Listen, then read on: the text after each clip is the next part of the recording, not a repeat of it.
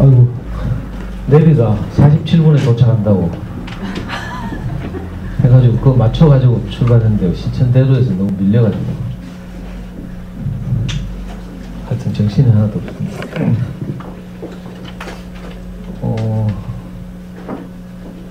와서 주차하려고 보니까 여기 많이 온 학교 같더라.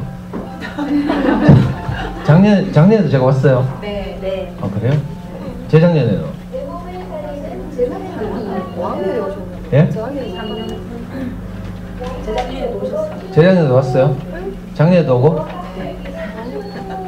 그래요? 작년에 와서 뭐라 했어요? 뭐 주제가 뭐였는데 작년에? 책 읽기. 재작년에는? 영어 한번 하시나요? 아, 그래요? 엄마표 영어? 그래요? 그럼 진짜 두 분 온 거 맞는데. 저를 처음 보시는 분이요? 1학년이에요? 2학년? 작년에 봤어요, 안 봤어요? 작년에 안 왔겠지? 뭐. 아니에요, 여기서 저학년. 전 저학년 전문인데? 저 12학년. 작년에 왔다잖아. 이상하네. 저는 교육청에서 이 학부모 연수를 할 때 그 학교급을 지원하게 돼 있어요.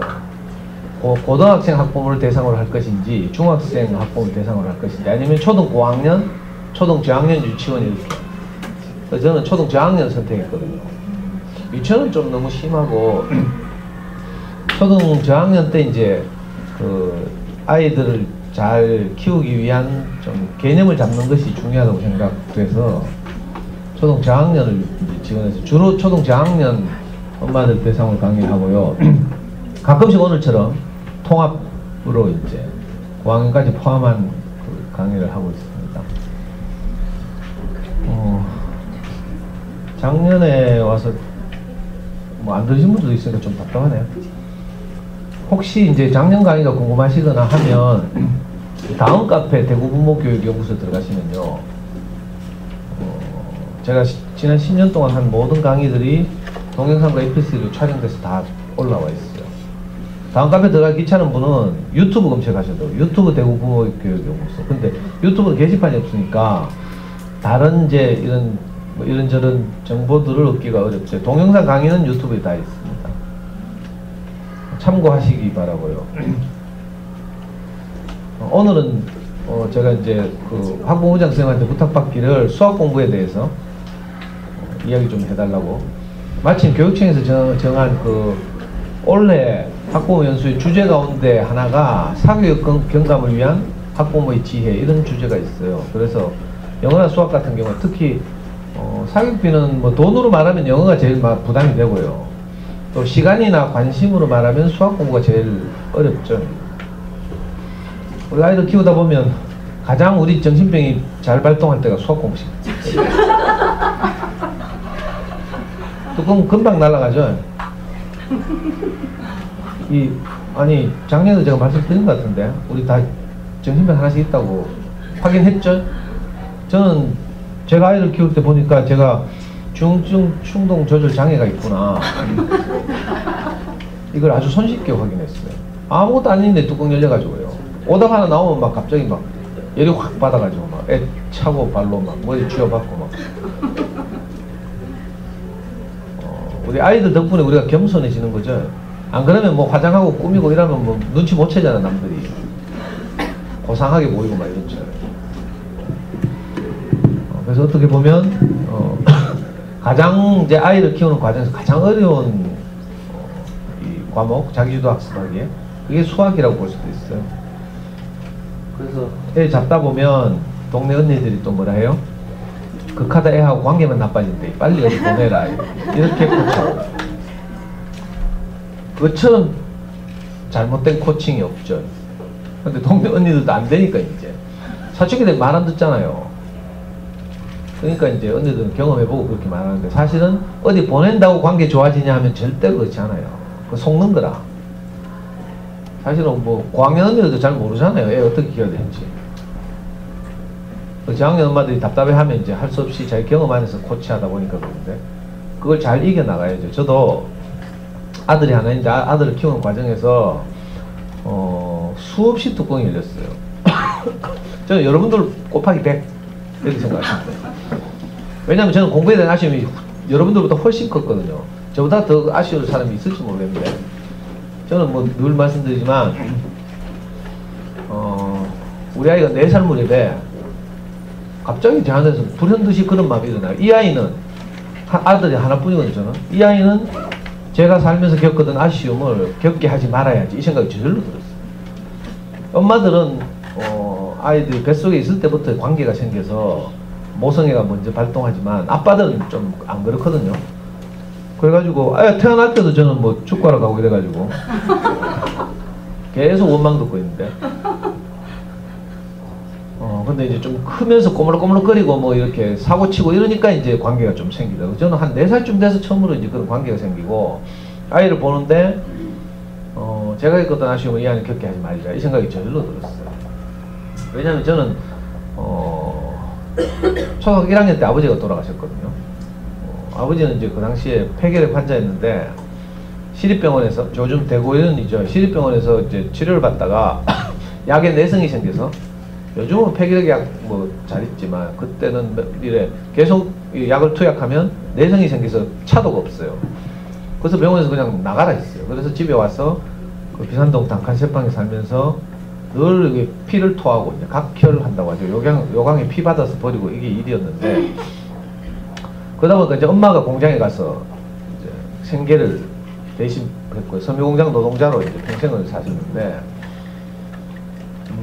아버지는 자기 희망이 없으니까 우리 삼형제에게 모든 것을 이제 희망을 걸고 이렇게 하루하루 보내고 계셨죠. 특히 우리 형에게, 그때 어느 봄날이었는데 형이 초등학교 4학년이었어요. 제가 1학년이고 동생이 6살이었는데, 엄마가 밤에 공장에 이제 2교대, 그 당시 2교대 했거든요. 뭐 근로기준법 이런 것도 뭐 잘 안 지키시고 이럴 때니까 2교대 하면서 이제 밤에 일하러 가시고, 아버지는 저녁에 형을 이제 밥상 하나 펴놓고 열심히 공부시켰어요, 그날도 여전히. 그리고 같이 잠들었는데 내 식구가 다음날 새벽에 형이 막 울면서 우리를 깨우더라고. 새벽인지 아침인지 하여튼 아빠 죽었다 하면서. 그러고 뭐 우리 막 정신없이 일하다 보니까 진짜 아빠 옆에 돌아가셨어요. 요 위에 이렇게 거품이 입 앞에 가득 나와 있고 24시기는 하고 들이쉬지는 못해가지고. 그래서 제가 초등학교 1학년 어느 봄날이었거든요.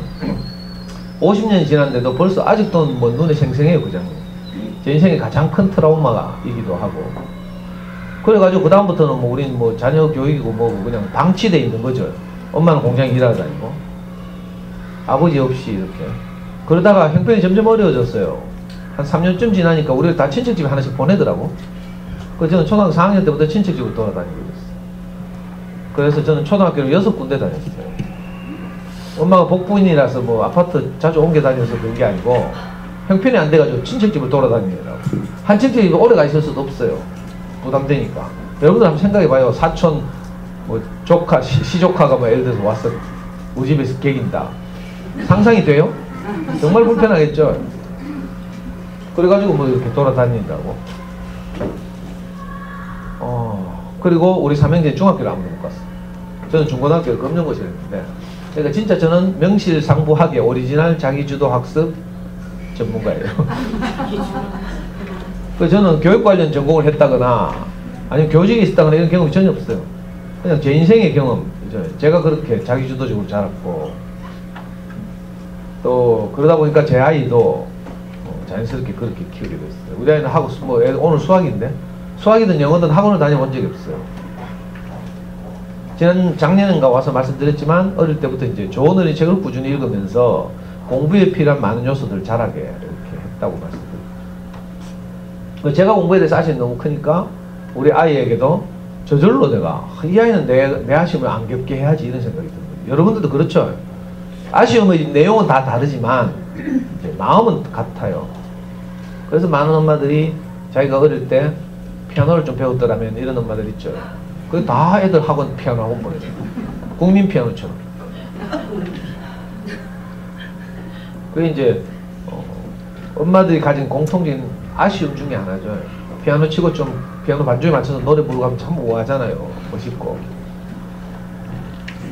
저는 이제 내게 한 번만 공부할 기회가 제대로 주어졌더라면 이게 늘 제 인생의 아쉬움이었어요. 대학 들어가서도 제가 80년대 대학 들어갔는데 그때 전두환이 쿠데타를 일으켜가지고 정권을 대통령 지멋대로 하고 막 우리 손으로 대통령도 못 뽑고 막 이런 시대였어요. 그래서 저는 대학 다니면서 내내 데모했어요. 운동권. 경북대학 정치외교학과 출신이잖아요. 저는 그래서 늘 수배받고요. 도망다니다가 교육 4학년 때 잡혀가고 막. 영화 1987 봤어요? 영화 1987이 딱 제가 4학년 때라. 27살 군대 갔다 와서 경대에서 제일 선배였는데 맨날 데모하고 화이트 던지고요. 총장실 점거하고 막. 전두환 물러가라 하고 대통령 우리 손으로 뽑자하고 막. 그러니까 대학 가서도 저는 공부를 못했어요. 데모하느라고. 데모하는 학생들은 공부 안 하는 게 아닌데 이제 소위 취직이나 출시에 관한 뭐 예를 들어 사법시험 공부 이런 걸 못하는 거죠. 철학 공부 이런 거 많이 해요. 뭐 소위 말하는 좌파 공부라고 하죠. 나중에 이제 아이가 딱 태어났는데 그리고 또 뭐 공부도 공부지만 제 인생에 뭐 중요한 결정을 해야 될 시기가 있잖아요. 결정을 해야 되는데 누군가 조언을 할 사람이 멘토가 없어. 아버지가 없으니까. 상의할 사람이 아무도 없었어요. 학교를 안 다니니까 뭐 존경하는 선생님도 없죠. 아버지 일찍 돌아가셔서 뭐 일가 친척과 관계도 거의 소원해져 있죠. 형은 3살 터울밖에 안 나기 때문에 뭐 형한테 가서 인생을 상담하고 이럴 수는 없잖아요. 그래가지고 진짜 어려웠는데 그래서 우리 아이가 4살 무렵에 저절로 제안했었거든. 제 아쉬움을 아이는 겪게 하지 말자 이런 생각이 들어서 제가 캤죠. 좋은 아이를 이렇게 아쉬움이 없이 키우고는 싶은데 사실은 아무것도 몰라. 그때 내가 30대 초반 아빠였는데 뭐 알겠어요. 그래가지고 할 수 없이 대구 시내 제일 큰 서점 뛰어가서 박치현대 육아서적을 읽었다 했죠. 그리고 참 저는 운이 좋게도 그 두 가지 이제 아이를 키우고 가서 아주 두 가지 행운을 경험하는데 하나는 그 당시에 어린이 전문 서점을 만난 거예요. 요즘 어린이 서점 하면 엄마들 다 전집 매장밖에 모르지만 제가 말하는 어린이 전문 서점 그런 게 아니고 지금은 거의 다 망하고 없어요. 대구에 딱 한 군데 살아남았는데 좋은 어린이책 단행본을 잘 골라서 판매하는 서점이 있었어요. 옛날에 그때 전국에 한 80군데 정도 있었는데 지금은 다 망했죠. 그 인터넷 서점이 등장하고 10년 전부터 그리고 동네마다 또 교원이 농진 언니들이 맹활약하고 이래가지고 전집은 많이 팔렸는데 좋은 어린이책은 하나도 안 팔렸어요. 그래서 다 망했어요. 지금은 이제 우리나라가 선진화되다 보니까 학교 도서관에 좋은 어린이책이 많이 들어있고요. 공공도서관도 있고 또 웬만한 아파트 가면 다 동네 도서관이 있어요. 마을 도서관, 아파트 도서관이 있고 그래서 꼭 서점에 안 가도 되는 상황이 됐죠. 그래서 학교 도서관을 또는 여기서 가까운 공공도서관이 어디지 뭐 북부도서관이 가까워요. 멀잖아. 아 동부도서관이 가까워요. 동부도서관 잘 됐다는데 생긴지도 얼마 안 됐죠. 공공도서관을 적극적으로 활용해서 가족 아이디를 다 만들어요. 아빠 아이디, 엄마 아이디, 아이들 아이디. 그러면 일주일에 수십 권을 빌릴 수 있어요. 저는 어린 서점 다닐 때 일주일에 꼭 15권 정도의 그림책을 사서 매주 한 번씩 우리 아이가 4살부터 중학교 2학년 때까지 어린 서점 다녔다 했죠. 일주일에 한 번씩 12년을 다녔는데 지금 생각해도 제가 가장 잘한 일 중에 하나라고 생각이 돼요. 자, 두 번째 또 행운이 뭐였는가 하면 우리 아이가 초등학교 3학년 때 잠순에 커가는 아이들이라는 자녀교육 포털 사이트가 생겨서 거기 저는 원조 회원이 원조 회원. 그리고 솔직히 말하면 전설적인 회원이죠. 뭐 남들이 극하더라고 대부분 전설이라고. 지금도 검색해봐요 제 대화명을. 그러면 엄마들 요즘 현역으로 이제 잠순 활동하는 엄마들이 잠순의 전설 그리운 번님이 오늘 우리 학교에 와서 강의하고 왔어요. 제 대화명이 그리운 번이거든요. 모든 사람들에게 친구가 되고 싶어요. 그 두 가지 과정을 거쳐서 이제 제가 아이를 사교육 없이 진짜 키웠거든요. 우리 아이는 사교육 하나도 없이 작년에 대학을 졸업했어요. 지금 28 청년이 됐는데 수학과 관련해서 말하자면 천천히 말하자. 자, 먼저 이제 수학이 정말 우리를 골싸매게 하거든요. 뚜껑 제일 자주 열리고 있잖아요. 이상하다니까. 그래가지고 옆에서 보던 아빠들이 보다 안 돼가지고 비키봐라 내가 할게 하면서 애 데리고 방에 들어가잖아. 엄마들 10분 만에 뚜껑 열리면 아빠들 5분 만에 뚜껑 피 나온다니까. 나 못하겠어. 제 주변에서 많이 해봤어요. 제 강의를 들은 엄마들이 자꾸 뭔 강의를 듣고 있으니까 아빠들이 막 뭔가 싶어 같이 듣고 이러더니 아 이러면 되겠다 싶어서 수학 공부 직접 시키는 아빠들이 있다니까. 이과 출신들 대부분 5분 만에 튀어나와요. 생체 실험을 해본 결과에 이상하다니까. 왜 그런 뚜껑이 자주 열리는지 몰라. 수학 때문에 또 애 막 잡죠. 가고 나면 또 밤에 너무 애한테 미안하고 자책이 되고 이러니까 내일은 꼭 내가 어디 상담받으러 가봐야지. 다 그런 생각 한번 했죠. 이게 뭐 어디 가도 안 돼. 정신과 가도 안 되고요. 정신과 의사들이 주로 하는 일은 뭔지 알아요? 환자들이 오면 하소연 들어주는 거라. 뭐 별 대책 없어 들어주고 정신과에서 똑같은데 우리하고 뭐 이상 사는 거야. 뭐 라이센스가 있다 뿐이지. 들어준 다음에 좀 심하다 싶으면요 약물 처방하는 거라. 신경안정제 또는 항우울제 뭐. 근데요 이거 아이 수학 공부 시키다 뚜껑 열리는 건요 이게 항우울제나 신경안정제도 안 돼. 그런 게 들으려면 좀 풀타임 사이코라야 이렇게 그죠? 약효가 있거든. 약효가. 근데 우리가 아이를 키우면 풀타임 사이코가 아니고 이제 파트타임 사이코. 부분적으로 한 2시간? 맥시멈 2시간? 지나면 다 제정신 돌아와요. 그러니까 약 안 먹어도 돼. 저도 이런 데 무수히 많았어요. 근데 뭐 내 뚜껑 열린 이야기만 다 해도 밤샐 수 있지만 이 귀한 시간에 와가지고 뭐 제 뚜껑 열린 이야기만 들어도 되겠어요. 위로는 되겠지만 긍정적인 팁을 얻기는 어렵죠. 그래서 좀 현실적으로 도움이 되는 이야기를 합니다. 자, 수학하면요 그렇게 우리가 공을 들이고 그죠? 이런데도 불구하고 아이들한테 중고등학생 아이들한테 수학에 대한 이미지를 물으면 처음 떠오르는 이미지가 좀 부정적이에요. 초등들한테 물으면 여기 한마디 더 들어가. 초등들한테는 뭔지 알아요? 화난 엄마 얼굴. 수학시험지 딱 받아두는 순간 제일 먼저 떠오르는 게 얼굴 빨개진 엄마 얼굴이 떠오르는데 이런 애들 좀 커가지고 이제 엄마 잔소리라고 있긴 있지만 엄마는 이제 어느 정도 견딜 수 있는 힘이 생겼죠. 중고등학생한테 물어봤어요. 다 부정적 이상하죠. 어릴 때부터 가장 공들인 과목 중에 하나가 수학인데 다 부정적이에요. 그래서 요즘 입시를 수포자 입시라고 불러요. 우리나라 고등학생들의 59%인가가 수포자예요. 이상하죠. 여러분들 자 지금도 수학 공부 때문에 막 고민하고 있죠. 또 공부방에 보내거나 학원도 보내거나 과외를 붙이거나 뭐 집에서 하거나 하고 있는데 그래 봐야 소용없어. 고등학생들 59%가 수포자니까 차라리 지금부터 좀 편하게 지내는 게 훨씬 정신건강에도 이롭고요. 근데 이게 안 되죠. 59% 수포자가 될 줄 알지만 우리 애는 아닐 것이야. 이렇게 생각해요.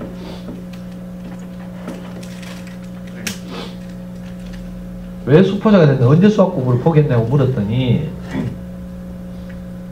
주로 중학교 1, 2학년 때 뭐 북한에서도 무서워서 얘들 무서워서 못 내려온다고 그랬죠. 말 오만상 안 듣고요. 뭐 요즘은 뭐 언어가 너무 막 이상해져가지고 막 말 끝마다 뭐 애들 말은 패들이 이렇게 미미가 어떻고 뭐 이건다니까.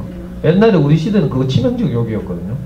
자기 엄마를 욕하고 막. 요즘에는 개념이 없어. 시대가 다 그러니까 뭐 님이 익한다고 너무 흥분하면 안 돼.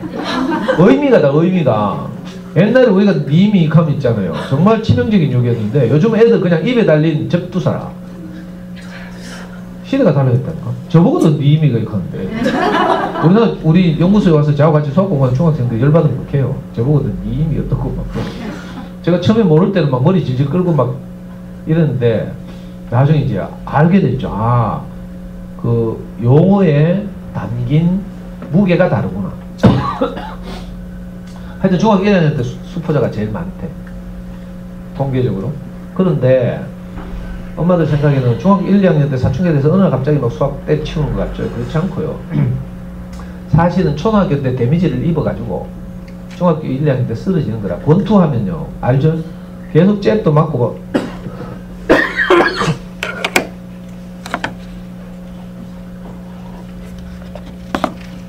제가 이 마이크를 잘 이래 해야 되겠구나. 마이크에 익숙하지 언제 좀 쉽네. 익숙하지 않아가지고 톤을 자꾸 높이다 보니까 목이 부담이 와요. 매일 지금 월화수목금 계속 지금 강의하고 돌아다니니까 제가 이래 엄마들이 좋아해가지고 온 학교 다 다니거든요. 그러니까 사실은 중학교 1, 2학년 때 갑자기 포기하는 게 아니고요. 초등학교 때 이미 데미지를 입어서 저때 엎어지는 거야. 그러니까 냉정하게 생각하면 좀 여러분도 뭐 이제 작년에도 왔고 올해도 왔으니까 내년에 다시 못 볼 생각하고 내가 말씀드리면 지금 그냥 때치우는 게 좋아. 지금 하는 거 차라리 그게 확률을 높인다니까 오히려. 대부분요 엄마들이 호작질 해가지고 작품 베린다니까. 가만히 놔두면 나중에 기회나 생기지. 지금 뭐 해가지고 괜히 애 막 초3 여학생들이 특히 수학 어려워하는 여학생들이 좀 있는데 초3쯤 되면 다 수학 때문에 질려가지고요 엄마들 하도 이상하게 키워가지고 애들 문다니까. 저는 실제로 그런 경우 많이 했어요. 초3만 되면 엄마 수학 누가 만들었어? 이렇게 한다니까. 왜? 이렇게 하면 찾아가서 죽이려고. 큰일 났어요. 아 진짜 심각하다 이거. 그 증거가 뭔가 하면요 애들이 고3 가면 모의고사 치죠. 또 고3 때는 수능 쳐요. 그죠? 수능을 치기 직전에 치는 3월 모의고사에서 고등학교 생활 다 했으니까 알겠지 모의고사가 뭔지는. 뭐 설명 안 하고 지나가요. 미리 말씀 미리. 자 이거 언제 거고? 빨간색이다. 2017년 3월 작년 3월달 제가 서울시 교육청 홈페이지 들어가가지고요 모의고사를 지금 교육청 모의고사는 주로 서울시 교육청이나 인천시 교육청, 경기도 교육청 이런 데서 출제를 해요. 그리고 전국에 있는 똑같은 아이들이 같은 시험을 치거든요. 서울시 교육청에 출제한 고3 3월 모의고사가 지나고 나면 이제 그 연구교사들이 있는데 그 시험 결과를 분석해서 서울시 교육청 홈페이지에 올려요. 저는 그걸 이제 내려받아서 캡처한 거예요. 그러니까 제가 지낸 게 아니고 그것도 있는 그대로 잘랐어요. 그냥 무슨 말인지 알겠죠? 화면 캡처해서 자른 거예요. 여기 보시면 그 2017년 3월 고3의 모의고사인데 자 국어는 그래도 평균이 58점 한 60점이라고 보면 되죠. 영어는 55점 56점. 근데 수학만 여기 문과거든요. 수학 요거 위에는 이과고 이과는 그래도 좀 수학을 좋아하고 공부 잘하는 애들 이과로 많이 가니까 좀 나은 문과에 들어가요. 평균 점수가 36점이죠. 36점. 아니 이건 요즘 물수능이라서 이제 높아. 36점. 우리 애 때는요 2010년도 수능 이럴 때는 평균 점수 28점. 오지선다형인데 수학 문제 30문제 나와요. 오지선다형. 찍기만 해도 20점 받잖아. 물론 저 단답형 5문제가 있긴 하지만 그죠? 찍기만 해도 한 20점 가까이 받는 시험에서 28점에서 30점이 평균이라니까. 어렵게 나오면 쉽게 나오면 35점이고 이게 안 이상해요? 근데 여러분들 아이들 초등학교 때 다 그래도 못해도 80점 받았고요. 공부 좀 하면 90점이라. 그렇죠? 중학교 때까지 그 성적이 유지돼요. 근데 이 상황에 고등학교 딱 올라가서 진짜 실력을 딱 평가하거든. 모의고사는 학교 내신하고 달라요. 해보면 평균이 30 몇 점이니까 쉬운 시험이 30 몇 점이니까 지금 아무리 뭐 애써봐야 소용없다니까. 무슨 말인지 알겠어요? 지금 제가 빠지게 뭐 하고 돌리고 공방 다니고 뭐 학습자하고 다 소용없어요. 다 이래 된다니까. 기분 나빠요? 아니 나 기분 나쁘라고 하는 거예요. 자극 좀 받으라. 뭔가 확 혁명적인 변화가 없으면요 다 이래 된다니까. 안 믿네. 설마 그럴까 이런 눈치네. 내가 어디서 서류 조작해 온 것 같아요? 이게 잘못하면 문서 위조인데. 해마다 어떻게 해마다? 자 요건 몇 년이고? 2016년이에요. 2016년에 봐 34점이잖아. 이게 쉬워져. 점점 요즘 물수능이라서 점점 쉬워지고 있어요. 그런데 수학의 평균이 이렇다니까? 별로 이게 또 실감을 못하네. 우리 애는 뭐 아직 어리니까 뭐 잘하겠지 이렇게 생각하죠. 자 이런 현실을 직시하고 그 다음 대책을 세워요. 새로운 대책을. 지금 동네 뭐 동네 언니들 하듯이 하면 안 돼. 동네 언니들 조심해야 돼. 아니 같이 술 마시고 뭐 이런 건 괜찮아. 근데 애 키우는 거 동네 언니들 따라하면 큰일 나요. 같이 다 조신다니까. 성경 미안해요. 동네 간에 이거 뭐 이웃 커뮤니티를 해치는 발언을 했어. 아니 공부는 그렇게 시키면 안 된다. 이게 성경에 나온 표현대로면 장님이 소경을 인도하는 거라. 지도 모르는 게 지도 안 보이는데 뭐 도둥거리면서. 아니 엄마들 보니까 전부 그래 어릴 때부터 있잖아요. 우리 와이프 교사라 가지고 제가 우리 애 어릴 때 저도 유치원 노락버스 오잖아요. 그럼 뭐 태워보내고 이거 내가 다 했다니까. 근데 유심히 관찰했잖아. 엄마들 세 개를. 아 그것도 보니까 처음에 어린이집 유치원 처음 보낼 때요. 처음에는 애들 만 떠들락하고 울고 하니까 그래? 엄마들이 전문가의 조언을 따서 냉정하게 돌아서는 거라. 그래서 같이 부둥켜 안고 울고 이러면 애들 안 간다니까. 그래서 전문가들 냉정하게 돌아서 기관을 신뢰하고 냉정하게 돌아서래. 그래서 노란차 타자마자 전부 저기 집으로 뛰어 올라가더라고. 올라가서 뭐 잠을 더 자든지 뭐 밀린 연속곡 다운받아 보든지 뭐. 근데 이제 며칠 지나서 애들이 적응을 해요. 적응하니까 이제 안 가. 빠이빠이 하고 여우가 생겨가 뭐 오후에 또 만나 하고 있잖아요. 그 다음에 그 자리에 모여가지고 3, 4, 5 수다를 떨더라. 또 며칠 지나니까요. 언니 우리 집 와서 커피 한잔 할래요? 싹 데리고 가래. 고학년 언니한테 그래가 묻고 뭐. 그 다음에는 좀 또 친해지니까 언니 집에 놀러 가봐도 돼요? 하면서. 그렇게 하면 그 언니들 공통적으로 하는 말이 있어. 우리 집 청소 안 했는데. 뭐 청소 검사하러 가는 줄 알아? 그래 건너가가지고 있잖아요. 그 언니 커피 끓이고 과일 깎을 때 뒷구경 좀 할게요 하면서 제일 큰 애 막 뛰어들어가잖아. 그러니까 책상에 무슨 학습지 놓여 있는지 막 살피고 우리 집에 없는 전지 뭐 있는지 막 조사하고 막 스캔 지가 소머지인 줄 알고 막 뚜뚜뚜뚜 하면서 딱 엄마는 다 그래가 정보를 유통해요. 맞죠? 근데 아무도 저보고는요 오빠 우리 집 와서 커피 한잔 하려고 저도 노란 차 늘 태우고는 했다니까. 그래가지고 동네 언니들 따라 하는 거라. 특히 그 동네 언니들 중에 또 꼭 교원단위 언니들 있으면 빨간 펜 하고 이렇게 꼭 시켜가지고 정과목을 해야 된다 계산해서. 아이고. 제가 작년에도 말씀드렸지만 우리 아이들 키우는 과정에서 가장 중요한 건요 책과 친구가 되게 하는 거예요. 이거 안 되면 다 그냥 대충 키워도 돼. 미안하지만 뭐 그 부모 마음에 걱정이 돼서 뭐 이거 시키죠. 시키긴 하지만 중고등학교 지나가면 다 헛방 사교육비 막 가고 그렇다고 또 안 시킬 수도 없어. 불안해가지고 너무 그러니까 너무 심각한 미련 갖지 말고 대충 시켜도 돼요. 그냥 돈이나 주고 뭐 시간이나 때우고. 근데 정말 공부를 잘하게 하고 싶으면요 우리가 뭐 도둑 뱃속에 집어넣었다 꺼낼 수도 없고 유전자 바꿀 수도 없잖아요. 그러니까 후천적으로 우리가 어떤 환경을 만들어야 돼요. 환경을 만들어서 환경의 영향으로 아이들이 학습에 필요한 요소들이 자라도록. 그 가장 좋은 방법이 책을 좋아하게 하는 거죠. 작년에 말씀드렸어요. 책 읽기를 꾸준히 하다 보면 학습에 필요한 요소들이 자라요. 생각하는 힘, 그 다음에 창의적인 힘, 그 다음에 독해 능력, 어휘력, 집중력 이런 것들이 자라거든요.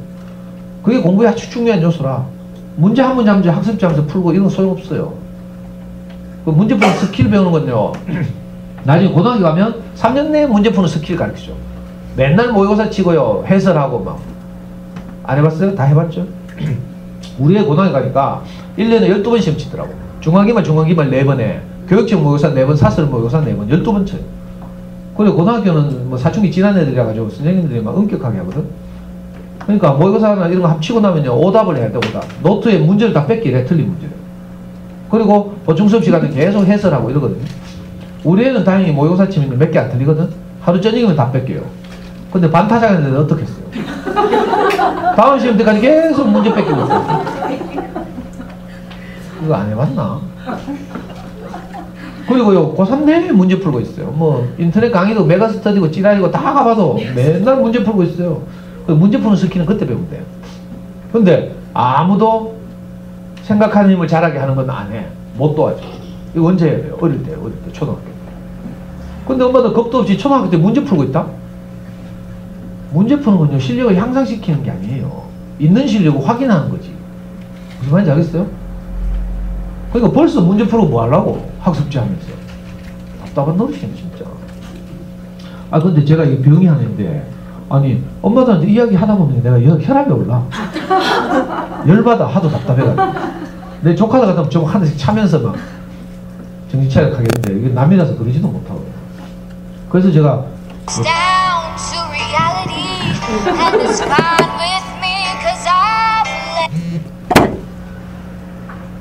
공치고 그래서 제가 엄마한테 오늘 좀 원수될 마음으로 그냥 있는 그대로 내가 노골적으로 이야기하고 뭐 이미지 관리 안 하고요. 노골적으로 이야기하고 사라지려고. 뭐 제가 한번 와서 한다고 엄마들이 제 말 듣겠어요? 그러니까 별 기대도 안 해요 사실. 아이들 키우다 보면 가장 중요한 게 책과 친구가 되게 하는 거예요. 오늘 수학이잖아요. 수학 공부해도요 학년 올라가 5학년 6학년 돼봐 말귀를 못 알아들어서 못 풀어요. 뭐 공식을 몰라서 못 푸는 게 아니야. 문제를 읽고 무슨 말인지 몰라. 답답 죽는다니까. 저는 이 생동감 있는 강의를 하기 위해서 지금 15명을 제가 수학 공부 직접 시키고 우리 연구소에서 중학생 6명 6학년 3명 5학년 7명인가 4학년 1명 내가 직접 시키고 있어요. 우리 애 키운 그대로. 이것도 해보면 처음에 오는 애들 어떤지 알아요? 숫자만 보면 무조건 곱하거나 나누는 거라. 문제를 읽고 뭘 구하려고 하는지 뭐 이거 생각을 안 해. 왜 그런지 어릴 때부터 맨날 거짓말 해가지고 거짓말.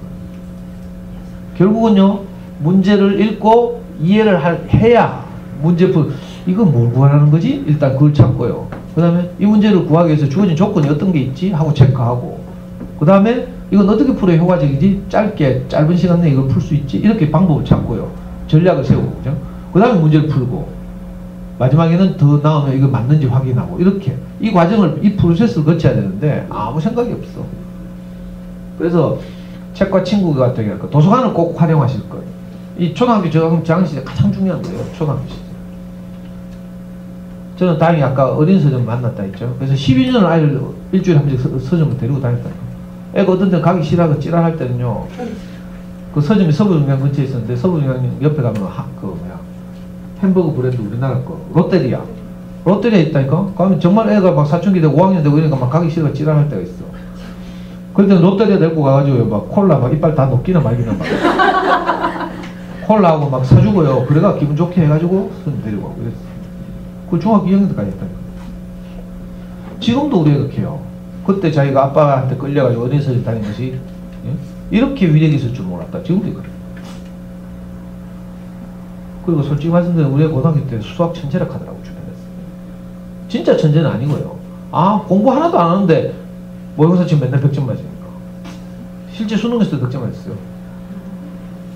이 옛날에 요즘 물수능도 아니고요. 수능에서 수학에서 100점 맞는 게 하늘의 별 따기라. 알란가 모르겠네. 아니 1등급도 어려운데 1등급이요. 옛날에 어려울 때는 70점에서 100점 사이가 1등급이라. 그러니까 같은 1등급이라도요. 상위 4%가 1등급이거든. 96.01%부터 100%까지. 96.01%는 보통 70 몇 점이거든. 이거는요. 대학이 한 서너 개 차이 나요. 어느 대학 가는가가. 같은 1등급이라도 서강대 한양대 갈 수도 있고요. 서울대 연세대 갈 수도 있고 이런 거라. 차이 커요. 자, 이건 생략해요. 작년에 말씀드렸기 때문에. 혹시 그럼 체육이 어떻게 하지? 도서관에서 어떤 책을 빌리지? 이런 게 궁금하신 분은 다음 카페 대구 부모교육연구소 들어오셔서 이제 그 다른 학교에서 한 강의나 아니면 작년에 한 강의나 이런 거 들어보시면 좀 도움이 되실 수도 있어요. 엄마들이 왜 언니들한테 자꾸 이렇게 넘어가는가 하면 좋은 어린이책이 어떤 책인지 몰라. 그래가지고 할 수 없이 동네 언니들이 가는 대로 막 지금 정품 인증 받으라고? 했죠. 제가 어릴 때 우연히 4살 때 우리 아이가 4살 때 만난 잘 쓰고 있는 어린이서 지금은 문 닫았죠. 이거 인증샷. 우리 초등학교 5학년 때 어린이날인데요.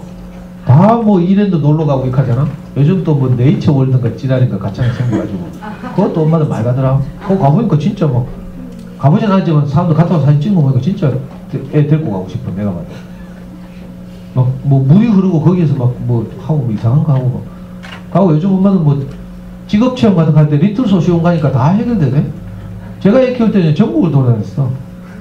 판사복 입히가 사진 한번 찍으려고 저 경기도 남양주까지 양평까지 가가지고 4시간 5시간 참으러가지고 거기 가면 국립영화제작소 있거든요. 거기 가면 공동경구구역 JS에 이런 세트 영화 세트 있어요. 거기 가면 법정 영화를 찍은 법정 세트도 있어. 거기 판사 앉은 자리에 우리 애 앉혀놓고 막 사진 찍으려고 생쇼를 하고 막 이랬는데 요즘 리틀 소시온 가니까 다 있대. 정말 애 키우기 쉬워졌어요. 우리 와이프 내미워가지고 죽으려고 하면서도 저 어린이날 우리가 어린이집 가니까 이벤트 하더라고. 이벤트 어린이집에서 가족 사진 찍어주는 이벤트. 그때 디카 이런 거 없었다니까. 이게 얼마나 귀한 사진인데. 그래가지고 폴라로이드 카메라로요. 바로 찍으면 20분 만에 쫙 나오는 거 있잖아. 그까니까 놀래가지고 우리 와이프가 막 다정한 척하고 어깨 손 얹고 섹시해. 우리 애는 쪽팔린다고 고개 쳐박고.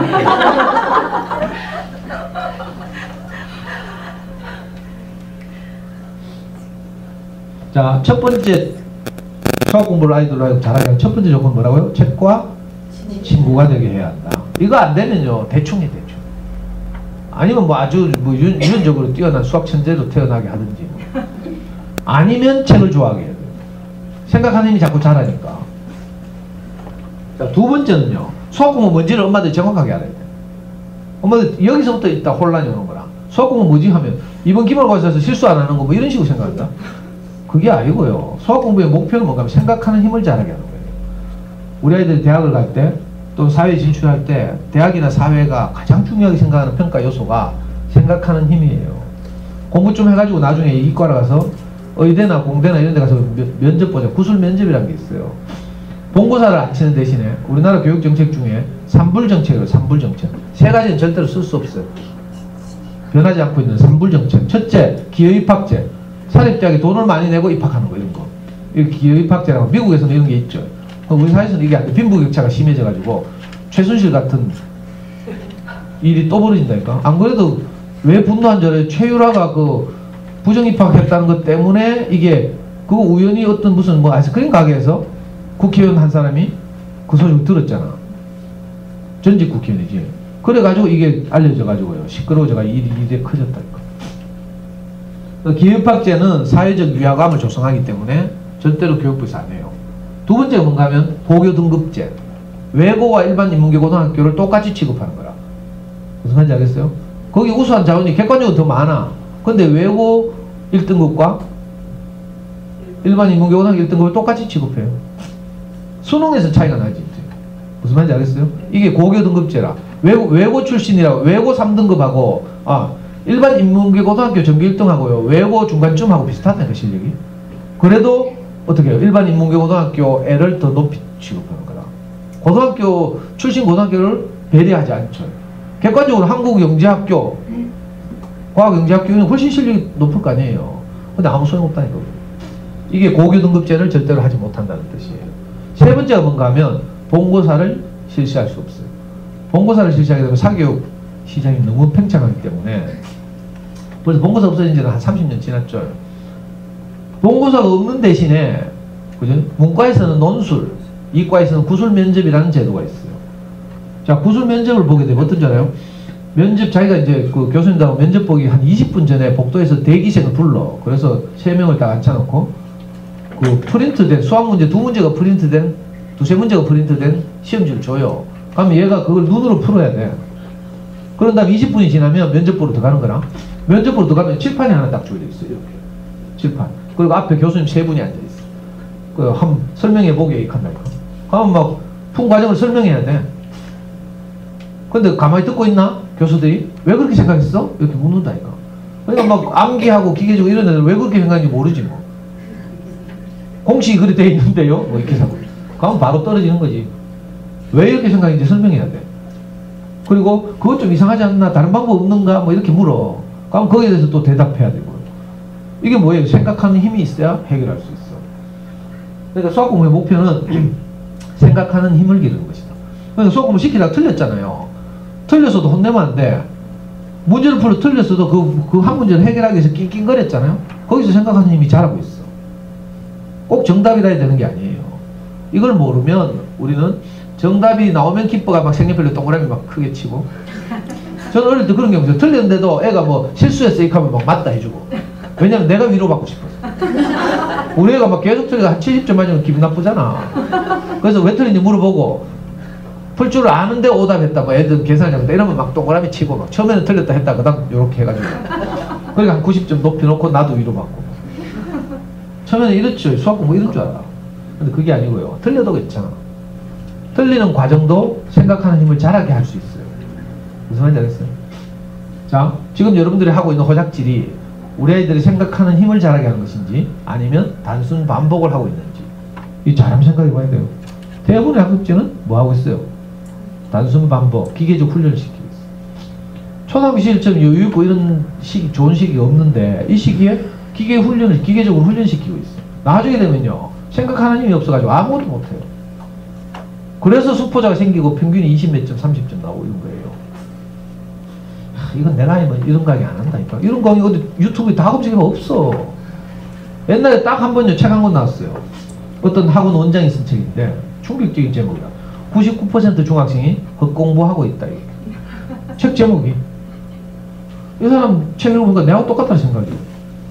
초중학교 때 시간 빠지게 하잖아요. 그거 헛공부라는 거라. 나중에 고등학교 가서 모의고사 딱 쳐보면 생각하는 힘이 딸려가 평균이 20 몇 점 나오니까 이런 짓을 매일 하면서 애 잡고 있다니까. 애 잡아서 뭐라도 좀 성취라도 보여야 좀 잡은 그래도 보람이 있지. 그래서 수학 공부란 뭐라고요? 주어진 문제를 해결하고 그 과정을 논리적으로 설명하는 것, 이게 수학 공부예요. 이걸 줄여서 말하면, 아주 간단하게 말하면 생각하는 힘을 자라게 하는 것, 이게 수학 공부의 목표라니까. 그러니까 내가 하는, 지금 집에서 하는 일이 우리 아이의 생각하는 힘을 자라게 하는 것인지 아니면 단순 반복시키는 것인지, 이거 잘 기억해야 돼요. 우리나라는 특히 스포츠 계통에서도 엘리트 스포츠를 하죠. 재능 선수는 모아가지고 기계적으로 계속 훈련시킨다니까.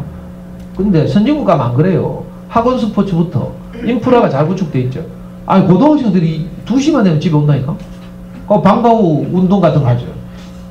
그 미국 유명한 야구 선수들 보면요, 다 명문대 나왔어.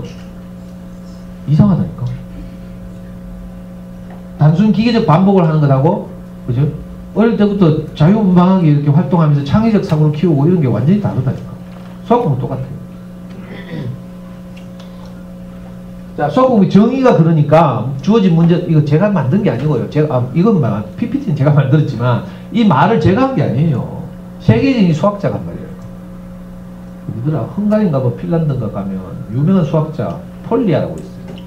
이 폴리아라는 분이 세계 수학자 대회에서 수학교육의 목표를 이렇게 제시했고 모든 학자들이 동의했다니까.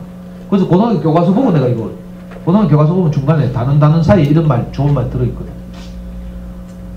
그래서요, 초등학교 수학 교과서도 보면, 초등학교 수학 교과서 봤어요? 전부 사모님 처박아놓고 안 가오는데 어떻게 보지?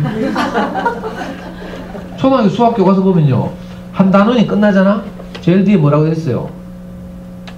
공부를 잘했는지 알아봅시다 있죠. 그 다음에 뭐 있는 줄 알아요? 모르지. 문제 해결이라고 있어. 공부를 잘했는지 알아봅시다. 문제 해결. 그 다음에 무슨 놀이 활동 뭐 이런. 문제 해결이라는 단어를 왜 들은 줄 알아요? 공부 잘하는 아이들을 대상으로 좀 더 심화된 깊이 있는 생각하는 힘을 기르는 문제를 거기 딱 2페이지 딱 내놓고 있어. 한 문제를 가지고 몇 가지 과정을 거치면서 풀어보라고. 문제 해결 과정. 교과서, 수학 교과서 보면 다 있어요. 단원 뒤에. 그게 누가 제시한 거예요? 폴리아라는 교수가 제시한 걸 문제 해결 전략을 연습해보라고 거기다 수학 교과서 뒤에 딱 붙어있다. 오늘 집에 가고도 혹시 수학 교과서 있으면 확인해봐요. 없겠지. 그냥 뭐 공부하고 보내면 되는데 뭐 꼭 집에 수학 교과서 있어야 되나? 뭐 이렇게. 수학 공부를 제대로 하려면 반드시 집에 여분의 수학책과 수학 익힘책이 반드시 있어야 돼요. 왠 줄 알아요? 수학 교과서처럼 좋은 교재가 따로 없어. 우리나라에서 가장 우수한 인력이 만든 교재가 수학 교과서와 익힘책이에요.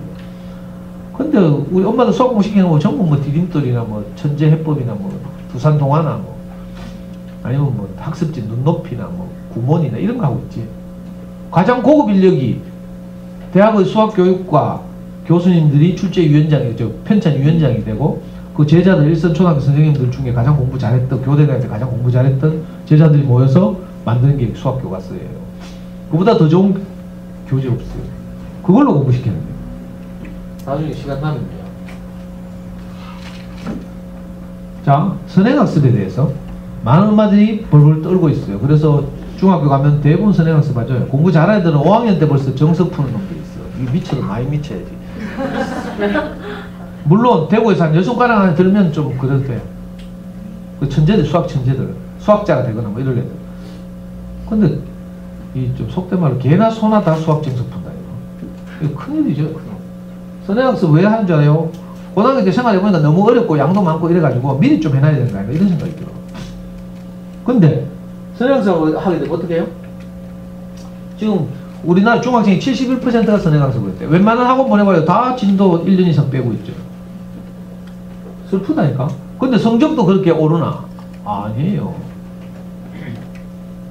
아까 보여드렸죠? 아니 저렇게 중학생이 70%가 선행학습을 하는데 성적이 이 꼴이라 왜 이래요? 이상 아니에요? 아니 이상해야 되는데 이거. 새가 빠지게 선행학습을 다 했어요. 근데 수학 성적이 이래. 왜 이래요? 지금 이상한데. 여기서 의문을 가져. 의문을. 이게 뭔지 알겠어요? 그 세계의 대결 2년 전인가 구글에서 개발한 알파고하고, 그죠? 이 당시에 이세돌은 세계 1인자가 아니었는데 상징적이죠. 세계 1인자로서 가장 오래 군림했기 때문에 바둑계에서 이세돌을 상징적으로 이 알파고가 붙인 거라. 이 당시에 세계 1인자는 중국에 있어요. 19살짜리 당시에 커제라고. 여기서 이세돌이 4대1로 졌어. 근데 커제가 뭐라 한 줄 알아요? 19살짜리가 나라면 이기겠다 그랬어. 그 소식을 들은 기자들이 이세돌한테 물었어. 커제가 이 카드인데 네 생각 어떤 거 하니까 이세돌이 하는 말이, 저라도 그 나이 때는 그렇게 말하겠어요. 이때 이세돌이 35인가. 이세돌도 옛날에 젊을 때는요 정말 이세돌보다 더 고수가 이창호였거든. 무슨 말이냐, 세계를 제패하는 우리나라 사람들 되게 계보가 있어. 하여튼 이세돌이 알파고하고 시합을 하는데 지금 뭐하고 있는 줄 알아요? 알파고 바둑이 끝났어. 근데 알파고는 기계잖아요. 그래서 그 회사 직원이 와서 대신 알파고 두는 바둑돌을 대신 직원이 하나 와서 계속 놓았어. 그리고 갔죠 이제. 그리고 남은 사람들 이거 전부 프로 기사들이에요. 다 부당들. 뭐 하는 줄 알아요? 이거 복기라고 해. 프로 바둑 세계에서는요 가장 중요하게 생각하는 것이 뭔가 하면, 바둑을 한 번 떴잖아요. 그러면 이걸 끝나고 난 다음에 확 돌을 다 뜯어내고 다시 놓아보는 거라. 다시 놓으면서 이렇게 내가 놓았더라면 니는 어떻게 했겠노, 이렇게. 이걸 복기라고 해요. 복기. 정말 큰 타이틀전에서 패배해가지고 뭐 속이 너무 상하면 자리를 뜨지만 웬만한 경우에는 거기 앉아서 서로, 그죠? 내가 이래가지고 이게 내가 패차인 것 같아. 이렇게 두었다면 어떻게 됐겠지? 내가 이렇게 둔다면 어떤 수가 있지? 뭐 이렇게 연구하는 거라. 이게 가장 공부가 잘 되는 거죠. 그래서 프로바둑 기사들은 복기를 가장 중요하게 생각해요. 논리적으로 계속 사고거든요. 바둑은요 4급 이상만 되면요, 와이프가 와서 바둑판을, 애기가 와서 바둑판을 확 훑쳤잖아. 바둑 친구 놀러가고 바둑 두고 있는데, 그죠? 애기가 어떻게 뭐 확 판을 엎었어. 4급 이상만 되면 그대로 놓을 수 있어요. 다시. 왜 그런지 알아요? 한 수 한 수를 둘 때마다 이유가 다 있어. 논리적 사고를 하는 거죠. 바둑 둘 때 보면 보통 4귀에서 출발해요. 왜 4귀에 놓아? 361군데 놓을 수가 있는데 사실 막상 둘 때는요 한 서너 군데밖에 없어. 제일 첫 수는 오른쪽 화점 귀퉁이 근처에. 왜 그런지 알아요? 한 집을 만드는 데 가장 효율적인 것이 귀퉁이거든요. 귀퉁이는 돌 2개만 있으면 한 집이 돼요. 중앙에서 한 집을 만들려고 하면 4개를 놓아야 돼. 변에서 한 집을 놓으려고 하면 한 집을 만들려면 3개를 돌을 놓아야 돼요. 어느 게 효과적이에요? 돌 2개 놓는 거. 그래서 귀에서부터 시작합니다. 이렇게 논리적으로 다 사고하는 이유가 있다니까. 그래서 저렇게 바둑 끝나고 나면 복기를 하는 거죠. 그게 가장 훌륭한 공부이기 때문에 프로기사들은 이걸 당연한 의식처럼 이렇게. 지금 야도 지고 나서 지금 이세도 졌잖아요. 기분 나쁘고 이럴 텐데 언론이 막 주목하고 있고 이런 세계 대결에서. 그런데 동료들하고 모여가지고 연구하고 있다. 수학도 이하고 비슷해요. 가장 중요한 게 복습이야, 복습. 학교에서 배운 개념을 집에 와서 다시 한번 확인하고, 집에 오면 최소한 이 정도 물어봐야지. 삼각형이 뭐야? 이렇게. 3학년 때 배우나 삼각형? 4학년 때 배우나? 2학년 때? 삼각형이 뭐야? 이렇게 물어봐야지. 그럼 애들 다 황당한 소리 한다니까? 각이 세계인 도형력. 아니, 각이 세계인 도형력 하는 놈은 좀 잘하는 놈이지. 각이 세계인 거요. 뭐 이런 식으로. 그냥 일반 부어체로. 수학적으로 표현을 못한다니까? 각이 세계로 이루어진 도형입니다. 이렇게 말해도 한 50점 대통말동인데 도형이라는 표현을 못 쓴다니까? 그리고 또 삼각이니까 각이 세계라고 대부분 말해요. 삼각형이 뭔지 알아요? 정의가? 개념이? 세 개의 선분으로 둘러싸인 도형. 이렇게. 그럼 선분이 뭐야? 또 물어야 돼. 선분이 뭐예요? 이게 처음 보였거든? 개념을 정확하게 하면 두 점 사이를 이은 고든선. 무슨 말인지 알겠어요? 이게 선분이라. 고든선, 수학에서 고든선 또는 구분선 이렇게 표현해요.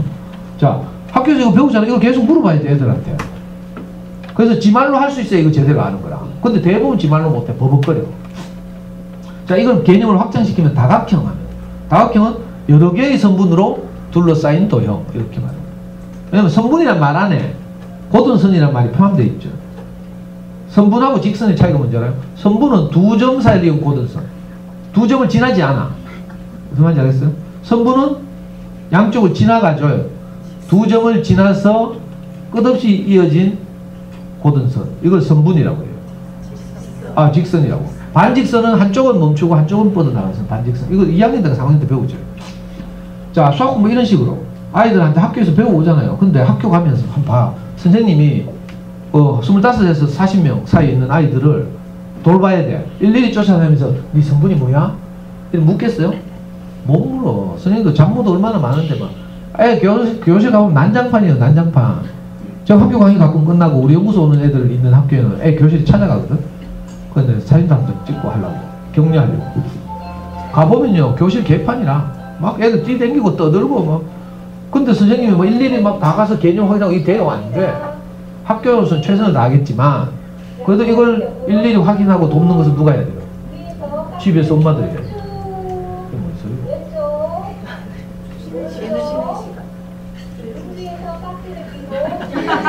이 성능이 이래 좋아 마이크가?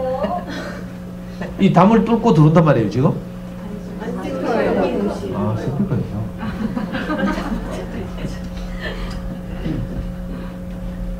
내가 너무 열심히 말하면 안 되는데. 아니 어머니들이 좀 귀 쫑고대가 듣는 것 같아가지고 내가 자꾸 열심히 말하는 거야. 열심히 말하면 내 목 가시거든요. 대충 말하고 가야가지고 큰일 났네. 시계도 없다. 아니 시계가 있어야 내가 대충 11시. 아니 그래 시계가 있어야 내가 끝내고 갈 거 아니에요. 뭐 이런 불친절 학교. 이야 참 11시 1분.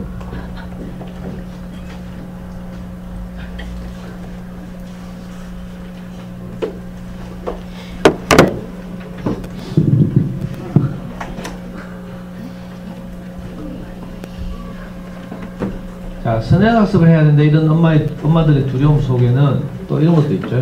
한번 뒤쳐지면 따라잡기 어렵다. 그러니까 동네마다 옆에 애들이 빨리 뛰면 우리도 허겁지겁 같이 뛰어가죠. 동계 올림픽 봤어요? 거기 보면 쇼트트랙 하는 거 보니까 막 금방 승부가 나잖아요. 트랙이 짧아서 쇼트트랙이. 그래 막 빠지게 달리다가 막 서로 건드려가지고 넘어지고 막 세계에서 제일 500m 제일 강자가 최윤정도가 넘어져가지고 입상에 실패했죠.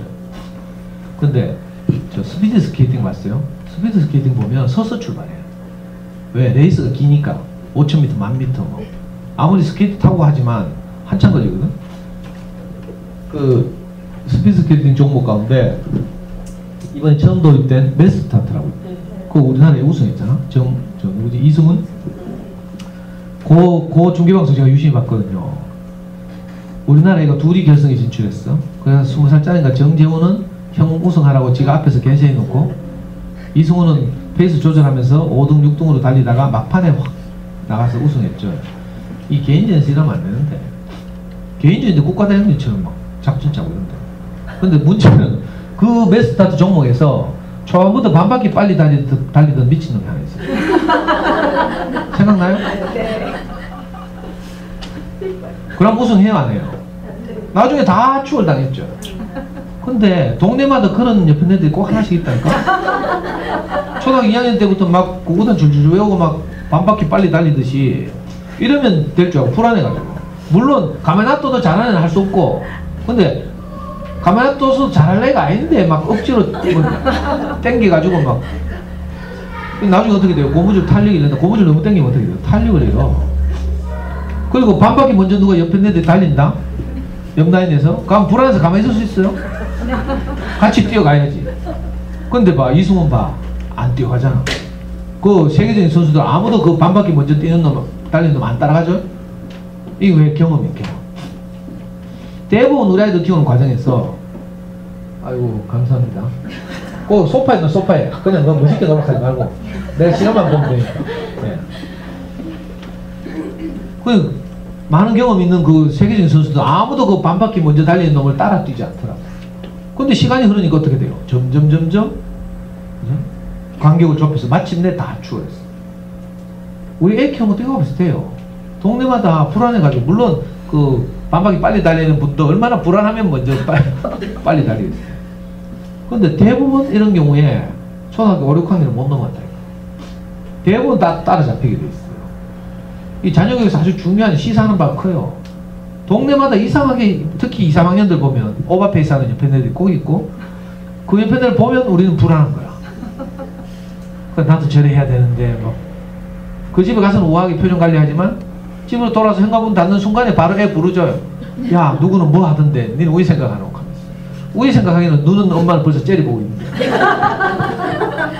이 비극이에요, 비극. 근데요, 초등학교 수학은 그렇게 막 한번 뒤쳐지면 못 따라고 이런 종목이 아니에요. 무슨 말인지 알겠어요? 서서히 아이들이 성장하거든. 아니, 키도, 그죠? 어느 날, 초등학교 저학년 때 확 자라는 애가 있고요. 고학년 때 확 자라는 애가 있고, 어떤 애는 중학교 때 확 자라. 신기하다니까? 그래서 애들 보면 한 애가 달라. 그죠? 얼굴 넓죠? 최근에 내가 대형고등학교 2학년짜리 하나 봤는데. 아니, 원래 애가 초등학교 때 저를 처음 만났어요. 5학년 때, 4학년 때인가? 애가 얼굴이 넓적했어. 근데 지금, 그죠? 제가 시킨 대로 잘 해가지고 학원 안 다니면서 자기 주도적 공부해서 그 자사하고 대형고등학교 갔어. 2학년, 고등학교 2학년 됐어. 최근에 다시 만났는데 애가 얼굴이 길쭉해졌어. 이거 어릴 때 이런 납작하게 동그랗던 게 네모나던 게 쭉 당겨가지고 이래. 무슨 말인지 알겠어요? 전체적으로 길쭉해졌다니까. 키가 그것도 확 자란 거죠. 이렇게. 아이들 성장 과정이 이렇거든요. 그러니까 어떤 아이는 빨리 자라고 어떤 아이는 늦게 자라죠. 봄에 밭에 한날 한시에 똑같은 씨앗을 뿌려요. 근데 꽃이 피거나 열매를 맺는 걸 보면 한날 한시에 똑같이 열매가 안 맺죠. 한 보름 간격을 두고 꽃이 한 송이 피죠. 그러면 어떻게 돼요? 보름 지나면 나머지 다른 데서도 다 꽃이 피는 거죠. 아이들마다 포텐이 터지는 시기가 조금씩 달라. 특히 초등학교 때는요. 특히 학년이 어릴수록 몇 달 차이가 무섭죠. 1월생하고 12월생 하는 거 땅 차이나. 근데 12월생이 1월생 따라잡으려고 막 찌랄하면 어떻게 돼요? 가령이 째지는 거지. 이거 조심해야 된다니까? 아, 우리 애가 늦잖아요. 그러면, 아, 얘는 좀, 그죠? 늦게 포텐이 터지겠구나. 이렇게 생각해야 되는데. 그죠? 빨리 터진 애 따라잡으려고 하다가 다 오버페이스. 그래가지고 수학이라는 과목이 질리도록 이렇게 만드는 거죠. 절대로 그렇지 않고요. 잘 봐요. 초등학교 수학 교과 과정을 보면 양으로 말하면 한 칸밖에 안 돼. 6년 동안 배우는 양이. 고등학교 19칸이에요. 고등학교 이과는 19칸. 이거 아무것도 아니지 뭐 이거. 6단원 켜봐야 별거 없어요. 한 학기에 6단원 있잖아. 특히 그 중에서 6단원은요 아무짝에 쓸모도 없는 통계 뭐 이런 거라. 그건 안 해도 돼. 나중에 철 들고 나서 해도 그건 아무것도 아니에요. 그러면 5단원이야 결국. 그죠? 그러니까 너무 부담 가질 필요 없어요. 보통 완전히 초등학교 수학을 말아먹었다 하더라도 철 들고 나서 6학년 겨울 방학 때 있잖아요. 중학교 1학년 올라갈 때. 그때 딱 잡으면요 한 달 만에 없어요. 실제로 그런 경우를 많이 경험하죠. 근데 이미 수학이 질렸잖아요. 지긋지긋해가 맨날 지직 끌고 막 이래요. 근데 그걸 억지로 끌고 가면 어떻게 돼요? 엄마도 성격 나빠지고요. 애는 더 수학을 싫어하고요. 이런 경우는 좀 쉬는 게 좀 쉬는 게. 자, 초등학교 6학년 동안 배우는 양이라고 해봐야 우리 아이가 앞으로 공부할 수학 공부에 비하면 아무것도 아니다. 한 칸에 불과하다. 너무 쫄고 두려워하지 말라고. 자, 세 번째 팁이에요. 연산으로 질리게 하자. 아까 캤죠? 이게 다 연결되어 있는 거예요, 사실. 단거리 경주라고 생각하니까 막. 그죠? 옆집에 맨날 막 줄줄줄 구구단 외우고 이러니까 우리 애도 외워야 되겠지? 그냥 저녁마다 막 자들고 막 손바닥 때리다가 열받으면 이제 자 모서리 세워가지고 때리다가 나중에 되면 뭐 주먹으로 그냥 때리고 그러다 정신과 가려고 생각하다가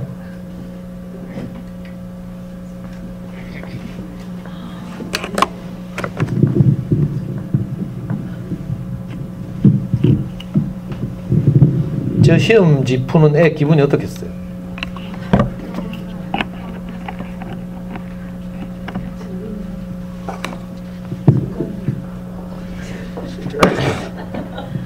아니 똑같은 패턴에 이런 문제 이거 하면서 생각하는 힘이 잘하겠어 안 잘하겠어? 근데 이게 수학인 줄 알고 여기에 목숨 건다니까 엄마들이. 그러니까 애들은 미치락 하는 거지. 이건 양반이에요. 요 정도는 학생은 양반이라니까. 미치고 환장하러 가서 팔짝 뛰죠. 맨날 똑같은 문제 풀려고 하니까. 아 초등학교 저학년은 연산이 뭐 거의 다니까 연산에 대한 부담을 가지는 건 사실인데요. 연산은 시간이 지나면 다 해결돼요. 엄마들 백화점 가서 물건 사고 우리 와이프는 생협에서 물건 주문하고요. 그 계산서 오잖아. 그럼 맨날 덧셈 하고 있어. 잘하죠 전부 다. 여러분들 어릴 때 수학 잘했어요? 초등 2, 3학년 때 덧셈 하나 하면 골치 아팠잖아. 근데 지금 다 잘하죠. 물론 이건 극단적인 예인데 애들이 좀 철들고 이러면 저절로 하게 돼 있어요.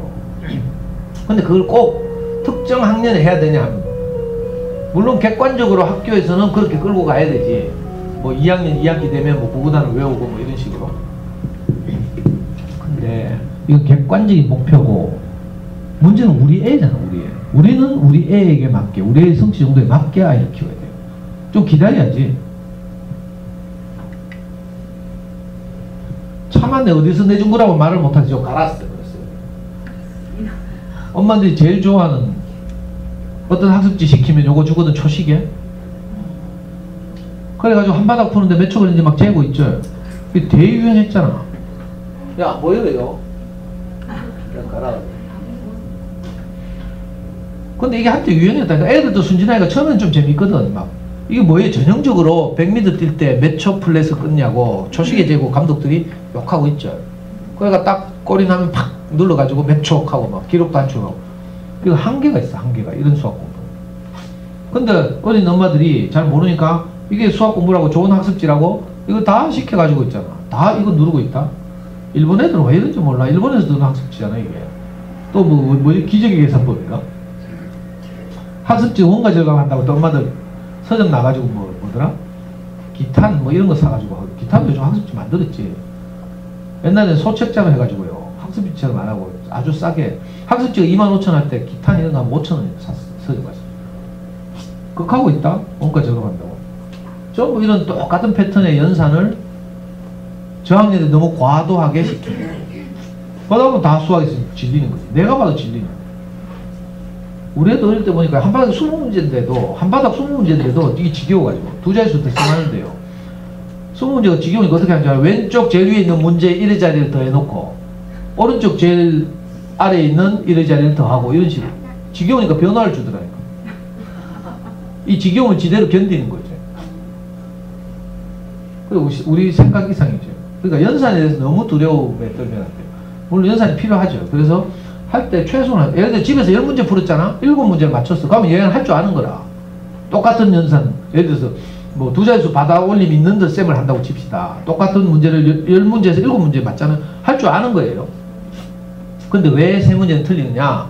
집이라는 환경 또 지겨움 뭐 이런 게 있죠. 그래서 집중을 다 못해. 근데 7문제 정도 하면 할 줄 아니까 7문제 맞추지. 재수로 찍어서 7문제 맞추겠어요? 그러면 아는구나 하고 넘어가야 되는데 독한 엄마들은 이거 한 문제 틀 때마다 10문제씩 더 한다. 그리고 요리가 더 하죠. 플러스 애 쫄아가지고 열심히 하라고 오답 없이. 근데 이게 쉽나? 아니 집에서 동생 빽빽거리지 막 엄마 뭐 돌아다니는 소리 들리지 이런 환경에서 10문제 중 7문제 하면 장한 거죠. 장한 거. 그죠? 왜냐하면 똑같은 문제잖아. 받아올림을 할 줄 아느냐를 묻는 문제인데 그럼 다 받아올림이 있거든? 그럼 1의 자리를 더해가지고 10을 넘어가면 위에다 받아올림 1이라고 쓰고 뭐 어떻게 하고 하죠. 그걸 7문제 했잖아. 그럼 다 아는 거지. 무슨 말인지 알겠어요? 근데 아직 어리다 보니까 약간의 집중을 못해서 3문제 정도 틀린 거야. 그러면 그냥 놔둬야 되는데 아니 그걸 꼭 다 맞출 때까지 막 한 문제 틀 때마다 10문제 추가해가지고 30문제 더 추가해봐. 밤 새는 거지 진짜. 그래 1학년 엄마들 카드라고 우라통 터진다. 하루 종일 애한테 고함 지르고 열받아가 막 뚜껑 열리고 이랬는데 잘 때에서 딱 결산해보니까 진도가 안 나왔어. 그렇다고 애하고 행복하긴 했나? 하루 종일 고함 지르는데 뭐가 행복해? 그러니까 우라통 터지는 거지. 열심히 산 것 같은데 손에 쥐는 게 없어. 마치 손바닥으로 물을 쥔 것처럼. 손가락 사이로 물이 다 빠져나가고 남는 게 하나도 없어. 허망하죠. 그 1학년 엄마 말로는 우라통 터진다.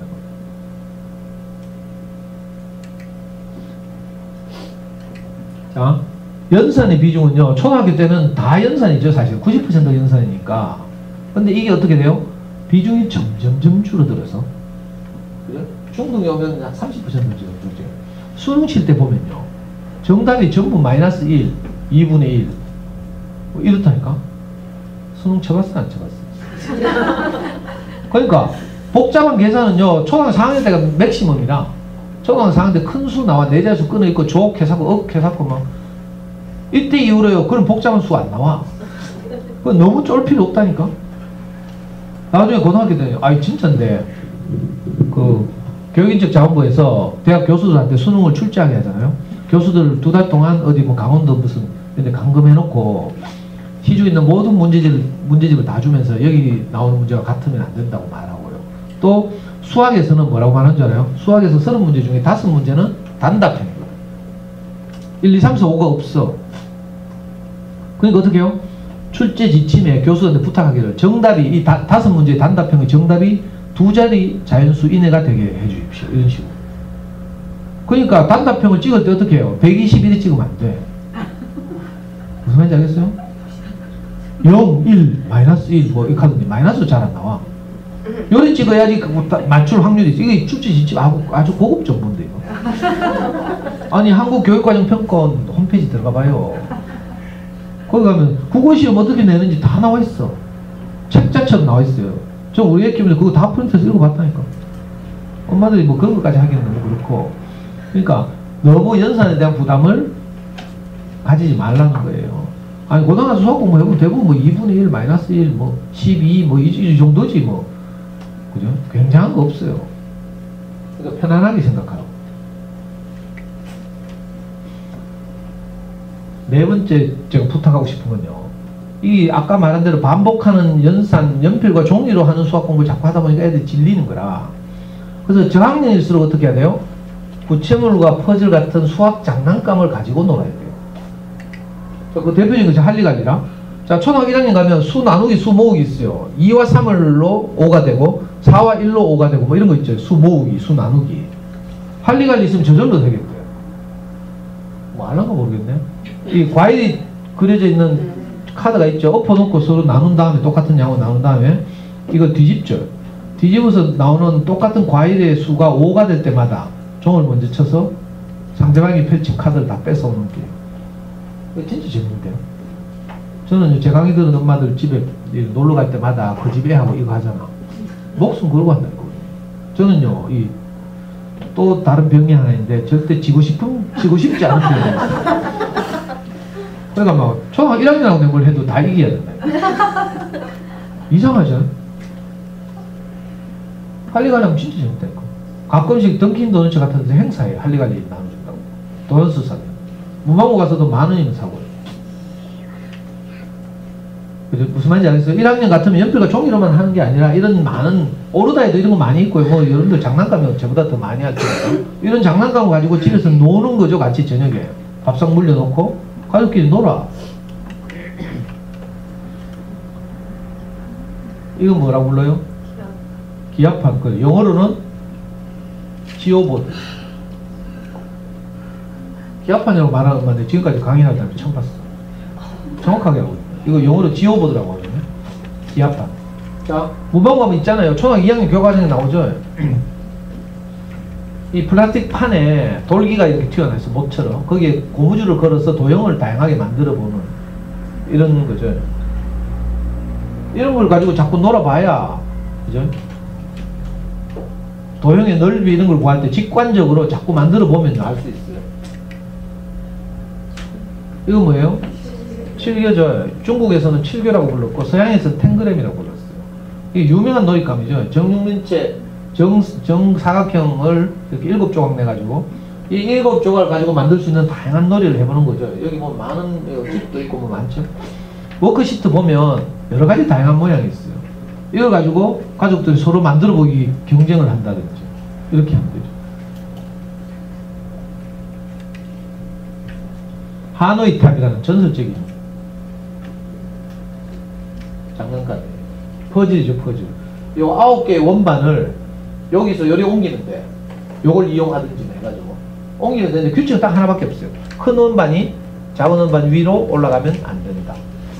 그래서 예를 들어서 2개를 옮기려면 어떻게 해야 돼요? 요걸 여기 놓으면 안 돼.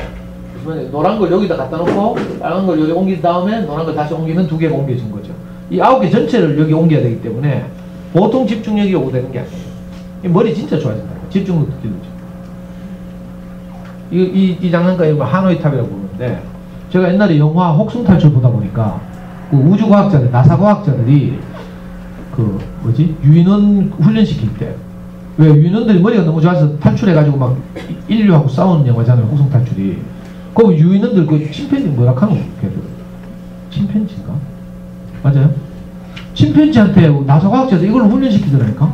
근데 영화 보고 깜짝 놀랐잖아. 침팬지가 이걸 뭐 얼마나 빨리 하는지. 와.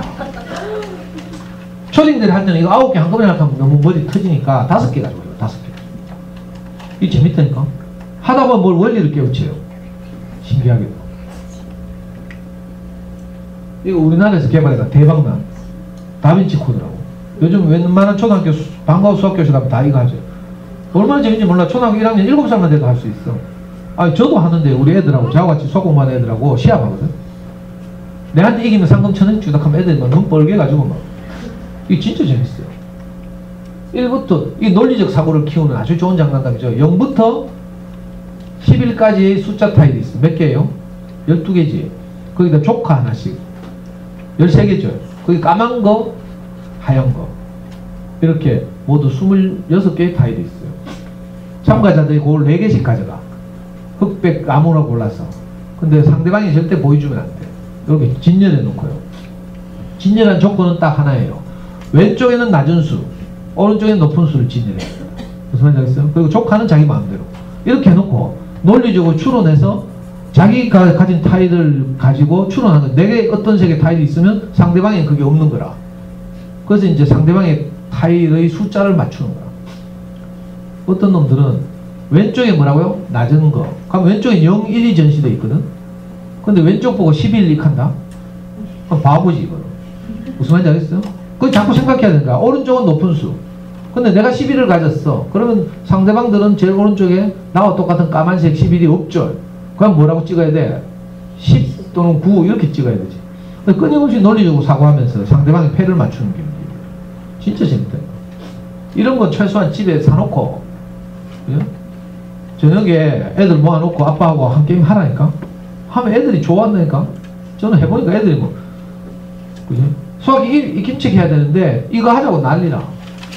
이거 하는 날 제가 축복받은 날이라 합니다. 이런 류의 게임이 많아요. 맨스압 셀렉트라고 해서 지능을 좋게 하는 유명한 장난감도 많죠. 그죠? 이건 맨사 셀렉트는 최근에 나와서 맨사 셀렉트는 아니지만 아주 유용한 장난감.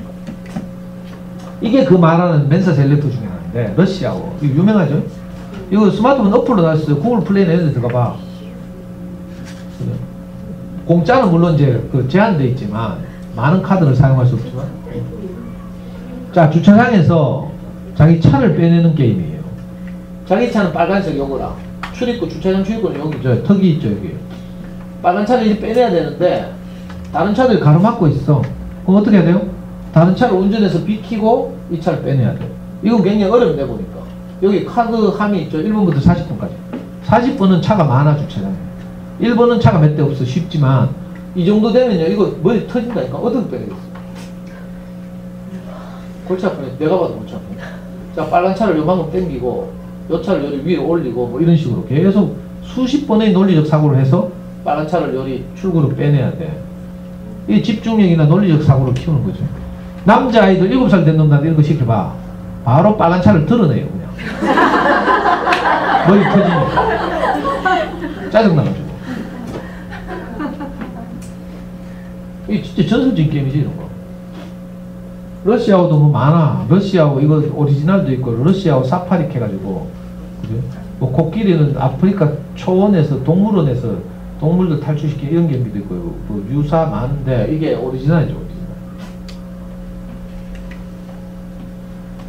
자, 이건 아까 뭐지? 탱그램 7교 평면을 7조각 낸 게 7교죠. 이거는 입체를 정육면체를 7조각 냈어. 그래가지고 통에 담아서 판다니까. 워크시트 이런 거 있죠. 이것도 이게 가장 기초적인 모양이고, 정육면체. 색칠하는 것도 사실 반칙이죠. 색칠을 안 해야 되는데 이 조각들을 가지고 이런 다양한 걸 만들 수 있어요. 인터넷에 가면 워크시트 이런 거 많거든. 이거 가지고 저는요, 우리 애하고 엄마가 만약 예를 들어서 이 모양을 엄마가 만들면 세모, 아빠가 만들면 동그라미, 우리 아들이 만들면 꽃표. 누가 더 많이 만드는가? 시합도 하고 있다. 그리고 잠순의 어떤 엄마들은 적극적으로 이걸 해가지고요. 실물을 만들잖아? 그걸 사진을 다 찍어. 그래가지고 그 사진을 프린트 해가지고 나중에 제본한 다음에 겨울방학 과제물로 제출하고 이러더라고. 창의적 무슨 활동. 이래가 최우수상 받고 그러죠. 방학과제물 최우수상. 이런 거 7개월, 저학년 7개월, 고학년 이런 걸로요. 방학 때 놀고 그걸 프린트해서 무슨 말인지 알겠어요? 우리 애가 완성한 장면 뭐 이런 거 찍어가지고 그걸 이제 묶어가지고 학교에 과제물로 그것도 표지 같은 거 붙이고 이래가 과제물로 제출하면 무조건 최우수상이에요. 전설의 클리코. 집집마다 이런 거 있죠. 뭐 조이메스라든지 뭐 이런 종합 장난감들이 많은데 제가 생각할 때 가장 그죠? 추천할 만한 장난감 이게 클리코예요. 그 일반인들이 잘 안 알리는 벌써 나온 지 15년 이상 되는데 실제로 옛날에 대구의 칠성동에 있는 칠성동에 있는 어떤 수입업자가 이걸 대만에 수입해서 해마다 11월달이 되면 서울의 코엑스에서 유아교육 박람회라는 거예요. 그러면 전국에 있는 모든 교구업자들이 거기 출품을 하는 부스를 만들어서 15년 전에 이 사람이 그걸 수입해가지고 출품을 했는데 잠순의 어떤 아줌마가 이걸 발견한 거야. 그래가지고 자기가 딱 한 세트 구입한 다음에 대박하면서 사진을 찍어 올렸다. 그날로 바로 품절됐잖아. 다른 잠순마다 다 뛰어가가지고. 저는 대구 사니까 거기서까지 못 뛰어가잖아. 그러니까 칠성동에 있는 수입업자 사무실 직접 찾아갔다니까요. 그 샘플 한 박스 딱 있대. 우리 초등학교 5학년 때. 그래서 사왔어요. 내가 초등학교 5학년 때 샀다니까 이거. 그 애들이 어리다면 훨씬 더 유용하죠. 둘 있다면 뭐 더 하고. 우리 애 살 때는 피스가 850조각 있는 거 샀어요. 그리고 850 하면서 그때 10만원 정도 했는데 사실 850조각 작죠. 그래서 요즘은 2000조각 그리고 2120 해가지고 2000조각 정도에 한 20만원인가. 이건요, 이런 걸 가지고 집에서 맨날 퍼즐로 놀고 네이버 검색해봐요. 이걸 가지고 어떻게 노는지에 대한 동영상도 많고요. 저는 우리 중학교 1학년 아이들한테 수학 공부할 때 지금까지 인류가 발견한 중학교 수학 1학년 수학 교과서에 그런 거 나오거든요. 지금까지 인류가 발견한 정다면체는 5가지가 있다. 이 5가지는 정4면체, 정6면체, 정8면체, 정12면체, 정20면체 5가지. 어떻게 정다면체가 되느냐 특징을 이렇게 공부하는 과정이 중학교 1학년에 있어. 그 애들을 클릭고 통 갖다 주고요. 수학 시간에 자고 수학 공부할 때 너가 정다면체를 만들어 보라 하잖아. 그럼 정6면체는 다 만들지. 정4면체도 만들고. 근데 정12면체쯤부터는 골치 아파 이게. 정20면체 어떻게 만들지 몰라. 그래서 막 애들 김기관에서 연구하잖아. 하면 상금을 딱 걸어요. 너 팀이 성공하면 5,000원 준다 하면 막 애들 목숨 걸고 만든다. 이 초등학교 때부터 이런 거 갖고 놀아야죠. 평면도형의 전개도 초등 버전 같으면 평면, 정육면체 전개도 알죠? 이걸로 만들면 이거 뜯어가지고 전개도를 그대로 이렇게 공부하기 좋고 그 밖에도 창의적으로 다양한 뭐 지멋대로 모양을 만들거나 이렇게 할 수 있죠. 초등 저학년들 보면 주로 이걸 평면을 연결하고 학년이 높아갈수록 입체를 만들죠. 우리 홈페이지 오시면 아이들이 만든 이 클리코를 만든 수많은 창의적 장난감들 사진이 다 있어요. 그 홈페이지에서 한번 뒤져보라니까.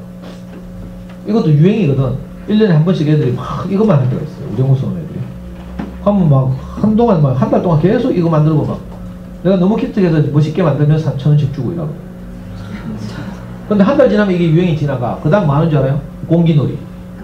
공기놀이 하면 또 우리 막 엄마들하고 막 팀 짜가지고 저하고 막 싸우면서 하잖아. 제가 한때는 공기 1인자였는데 아 진짜로. 근데 요즘 늙어가지고 이 송강강이 무뎌져가지고 저 뒤에 지금 동영상 찍는 저 선생님한테 찍고 있어요.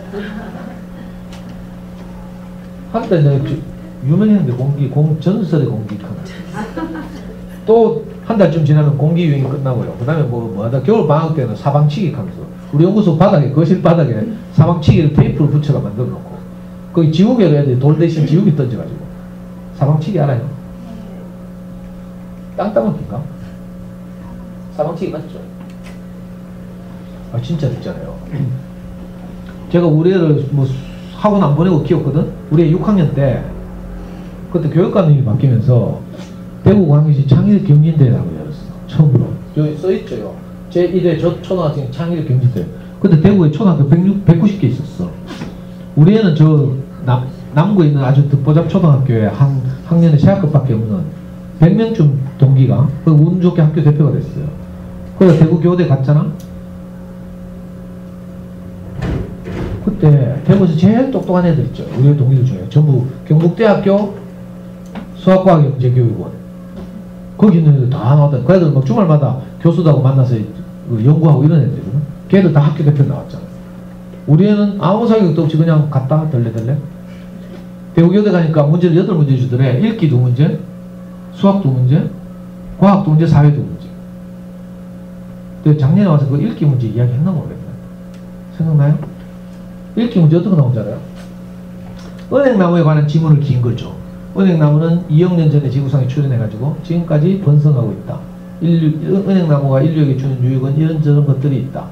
근데 다른 종들은 은행나무보다 더 늦게 출현했는데도 벌써 멸종하고 없는 것들도 많다. 이런 긴 지문을 주고 문제 딱 한 문제. 네가 생각하기에 은행나무가 지금까지 멸종하지 않고 있는 이유를 생각나는 대로 써라. 이게 국어 문제로 왔어. 이게 작년 캐치시킨 거예요. 또 한 문제는요. 젊은 엄마 둘이서 애기 하나를 안고 왔어. 솔로몬에게. 그래가지고 서로 지 애기라고 우기는 거야. 그래가 솔로몬이 하다 안 돼가지고 그냥 반으로 나눠라 했어. 못 찾겠다고. 그랬더니 친엄마는 놀래가지고 반토막 내면 애 죽잖아. 그러니까 아이고 저 여자 주세요 하고. 그 여자는 뭐라 했어요? 애 그러세요 하겠어. 왜? 한번 우긴 거 계속 우겨야 되잖아. 그래서 솔로몬이 눈치를 딱 챘다는 거 아닙니까? 그러니까 내 인형 하면서 네가 가짜네 하면서. 이 친자 확인 소송이죠. 이런 걸로 하면. 자, 이 긴 지문을 주고 문제 딱 하나. 네가 만약 솔로몬이라면 어떻게 친엄마를 찾아줄 것인지 생각나는 대로 써. 이 생각하는 걸 측정하는 거예요. 수학 문제에 어떤 게 나오지 않아요? 이 문제가 나왔어. 아까 했죠. 기압판. 기압판에 돌기 9개를 딱 주고 요 빨간색으로 내가 색칠해놨죠. 이 돌기에. 요 9개가 10개거든요. 10개. 요 하나가 좀 독특하죠. 튀어나와. 그저 기압판을 주고 네가 이 기압판에 고무줄을 걸어서 삼각형을 만드는데 넓이가 2가 되도록 하라. 이런 문제가 있어. 최대한 많은 고무줄을 걸수록 유리하다. 자, 삼각형 넓이가 2가 되고 삼각형의 넓이 구하는 공식은 다 알죠? 밑변 곱하기 높이 나누기 2잖아. 그럼 어떻게 하면 돼요? 요걸 밑변을 하고 요렇게 하면 2지. 요렇게. 맞아요? 2 곱하기 2 나누기 2니까. 자, 요걸 4번 할 수 있죠. 뺑 돌면서. 무슨 말인지 알아? 자, 그 다음 요렇게 달 수 있어요. 요렇게 뾰족하게. 맞죠? 네. 자, 이것도 뺑 돌면서 4개를 만들 수 있어요. 8개를 만들 수 있겠지. 근데 나머지는 이제 창의적이라 해요. 요걸 어떻게 활용하는 뭐 이런 것도 있죠. 전 지금도 잘 모르겠어. 뭐 내가 문제를 착각했는지 어쩐지. 근데 우리는 10몇 개 만들었다네. 제가 문제를 정확하게 기억하지 않았을 수도 있지만 이게 무슨 말인지 알겠어요? 초등학교 2학년에 나오는 기압판을 가지고도 초등학교 6학년들의, 그것도 가장 똑똑한 6학년들의 창의력 경진대회 문제를 만들 수 있다는 거예요. 그러니까 장난감을 연필과 종이로만 수학 공부를 하는 게 아니라 이렇게 장난감을 가지고 아이들하고 놀면서 생각하는 힘, 수학적 사고력을 키우는 데 아주 유용하다. 우리 아무 사격도 안 받았잖아요. 그때 경북대학교 수학과학영재원 애들 다 나왔는데 우리 애 뭐 받았다고요? 아까 메달 받죠? 그 190명 중에 우리 애 5등 했죠. 5등. 별로 5등까지 시장 같다. 별로 아니네. 아니 그때 대구에서 우리 애 동기 중에 제일 똑똑한 애가 있었는데 달서구 도원초등학교 출신의 노이수라고 있었어요. 걔는 뭐 전설적인 애 중3 때까지 대구에서 수학을 제일 잘했어. 적수가 없는 애라. 걔는 고등학교 때 한국과학영재학교 갔다가 2학년만 하고 미국이야 뭐 프린스턴인가 지랄인가 뭐. 그래 똑똑한 애가 나오는데 걔도 1등 못했다니까. 걔 2등 했어. 2등. 그런 애들하고 붙어가지고 우리 애 아무것도 안 한 애가 나는 기적이라고 생각해요. 우리 애가 자꾸 발표를 기다리고 이상하다. 그래서 내가 막 위로하고 있잖아. 우리는 초등학교 때 무슨 상을 받기 위해서 공부하는 게 아니라 멀리 보고 수능 때 전국 수석을 하기 위해서 공부한다 하면서 우리 위로하고 이랬다니까. 근데 우리는 갔다 오더니 감이 좋아서 기다리더래. 진짜 동메달 받았잖아. 자, 이렇게 요즘은요 인터넷 사이트 뭐 이런 데 들어가면 초등학교 교육과정에서 필요한 모든 교구나 장난감을 모아서 파는 세트도 있어. 에듀카 코리아 이런 데 들어가요. 장순애하고 제휴하고 있는 유일한 사이트 에듀카 코리아 이런 데가 보면 수학 교과서 이런 게 많죠. 수학 교과서에 쓰는 교구, 장난감 이런 걸 소개하고 이런 게 많아요. 그 엄마도 어릴 때 왜 오르다 뭐 논리 세트, 창의 세트, 계산법, 뭐 찌랄 세트 하고 이런 거 다 해봤죠. 근데 엄마는 꼭 뭐 하락하면 좋은 장난감 하고 놀락하면 또 누구 부른다. 오르다 사가지고 또 선생님 불러야 되지. 직성이 풀리지. 지가 놀아야 되는데 지는 놀기 싫고. 아니 팩토 좋다 하면 또 팩토를 웃고 학습지 하면서 꼭 뭐 선생님 부르고 뭐.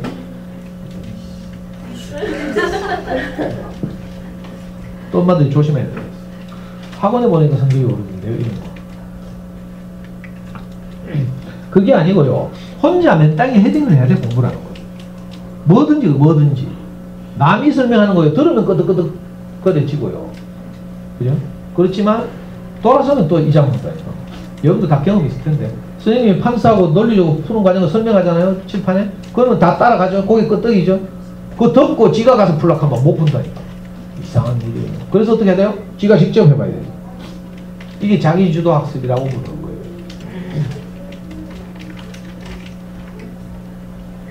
어이, 시간 어지는 많이 됐네. 제가 수학 공부할 때요, 진짜. 형이 검정고시 할 때 보던 책이 집구석에 돌아다니길래 그걸 들고 수학 공부를 했는데, 어느 날 보니까요, 갑자기 팔자가 누워있더라? 책에, 수학책에. 그래서 내가, 이거 미스프린트네, 이렇게 생각했어. 다음 페이지 넘기면 또 팔자가 누워있어. 그 단원에서 다 누워있어. 그리고 그 팔자가 어디 누워있는가 하면 로봇 팔 부속 같은데 밑에 누워있어. 로봇 팔 부속 이렇게 생겼는데, 그 위에 X는 0이라고 되고, 밑에는 X는 팔자, 누워있는 거. 근데 이게 몽롱 싶었어요. 그래, 지나갔다 무슨 말인지 모르겠으니까, 팔자가 왜 자꾸 누워있지? 이렇게 생각했어. 또 다음 단원 가니까, 이번엔 지렁이가 한 마리 이렇게 서 있어. 아, 이거 싫어요.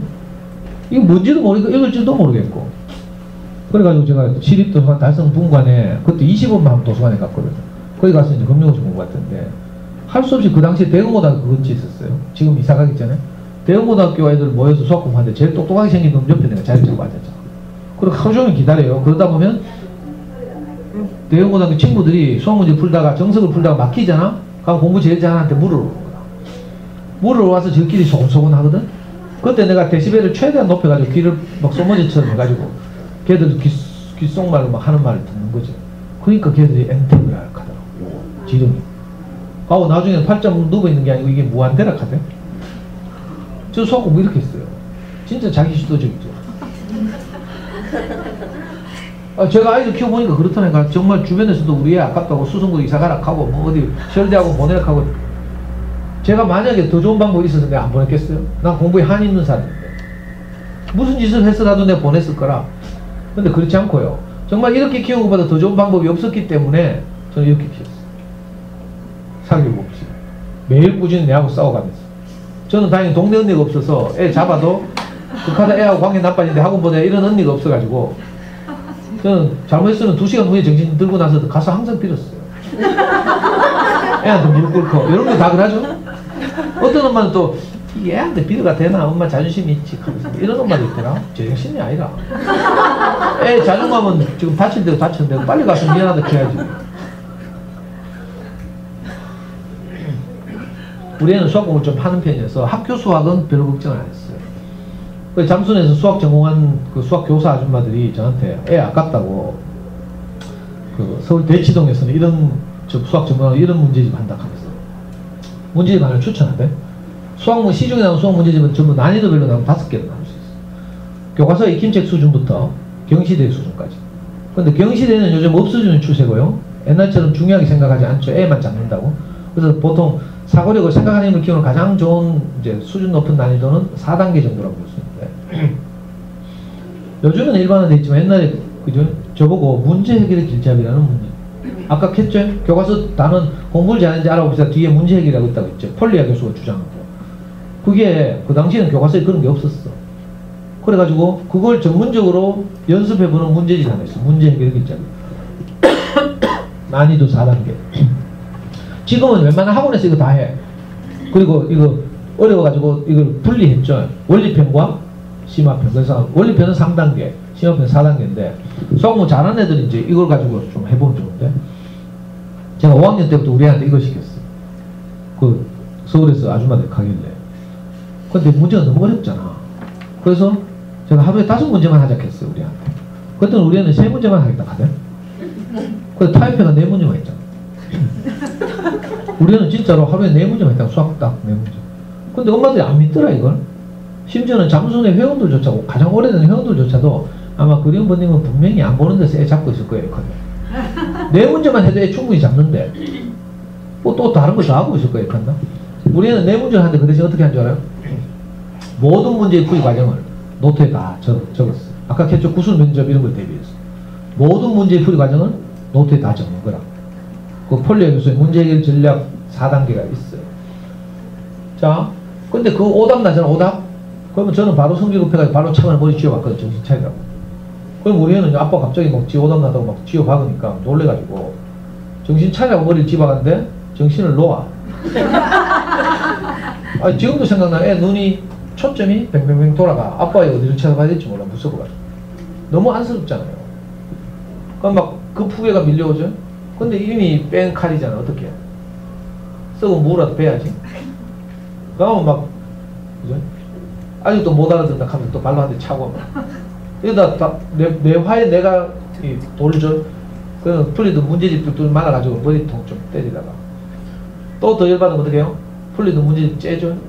이 같은 공부할 자격도 없어, 이 새끼야.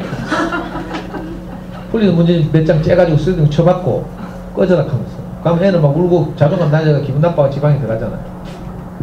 문제는 이제 2시간 지나면 맨정신 돌아오거든. 그럼 제일 먼저 뭘 해야 돼요? 쓰레기통 가야 돼. 사과는 둘째고 쓰레기통 가서 쬐던 문제집 꺼내가지고 펴가. 스카이테이프 다 연결하고. 애들은 지 포기하는 듯한 발언을 하는 거 제일 싫어해. 아무리 공부 싫어하는 놈도요. 그죠? 니는 백차라 학원도 다니지 마라. 뭐 이렇게 하면 제일 싫어한다니까. 자기를 버리는 것 같아요. 그러니까 그 마음을 풀어줘야 돼. 그러면 쓰레기통 뒤져가지고요. 문제 쬐던 거 다시 다 붙이고. 자존심은 상하지만 애를 살려야 되니까. 그 원상 복구한 다음에 애 방에 찾아가야죠. 그 애 방에 가서 저는 무릎 꿇고 많이 빌었어요. 아빠 아까 미쳤는 것 같다. 지금 아빠 교회 다니면서 목사님 말씀 열심히 듣고 있으니까 좀 있으면 인간 될 거예요. 조금만 기다려줘. 이야기 진짜 많이 했어. 그리고 너무 애한테 미안하잖아요. 이것도 여러 번 반복되잖아. 또 같은 패턴이. 그 다음부터 이게 아닌데 싶어가지고 그 다음 어떻게 한 줄 알아요? 애 자고 난 다음에 채점한 거야. 바로 옆에 없으니까 못 때리잖아. 근데 어느 날 내 문제를 다 틀렸어. 어떻게 할게요? 이건 안 해보면 모르는데 이걸 안다 엄마들이. 하도 열받아가지고 자는 놈 발로 차서 깨워가지고 찬물로 세수시켜가지고 오답 처리해라 이 새끼야 하면서.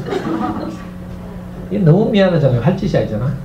그래 그 다음에 또 꾀를 내가지고요. 애가 내 눈에 안 보일 때 찾지. 학교 가고 안 보일 때. 그러면 학교 갔다 다시 만나러 가면 8시간 7시간 지나야 되거든. 그러면 아무리 열받았어도 그때쯤 되면 많이 완화되어 있죠. 저도 이렇게 수많은 실패를 경험했어요. 근데 제가 잘한 것은 뭔지 알아요? 그래도 내가 아이한테 빌고 진짜 많이 빌었거든요. 진심으로 빌고 우리 아들 미안하다 하고. 그리고 다시 아이 손을 잡고 또 한 거라. 한 걸음씩 한 걸음씩. 저는 동네내가 없었던 것이 얼마나 행운인지 몰라요. 빨리 어디 보내라 막 이런 소리 안 들어가지고.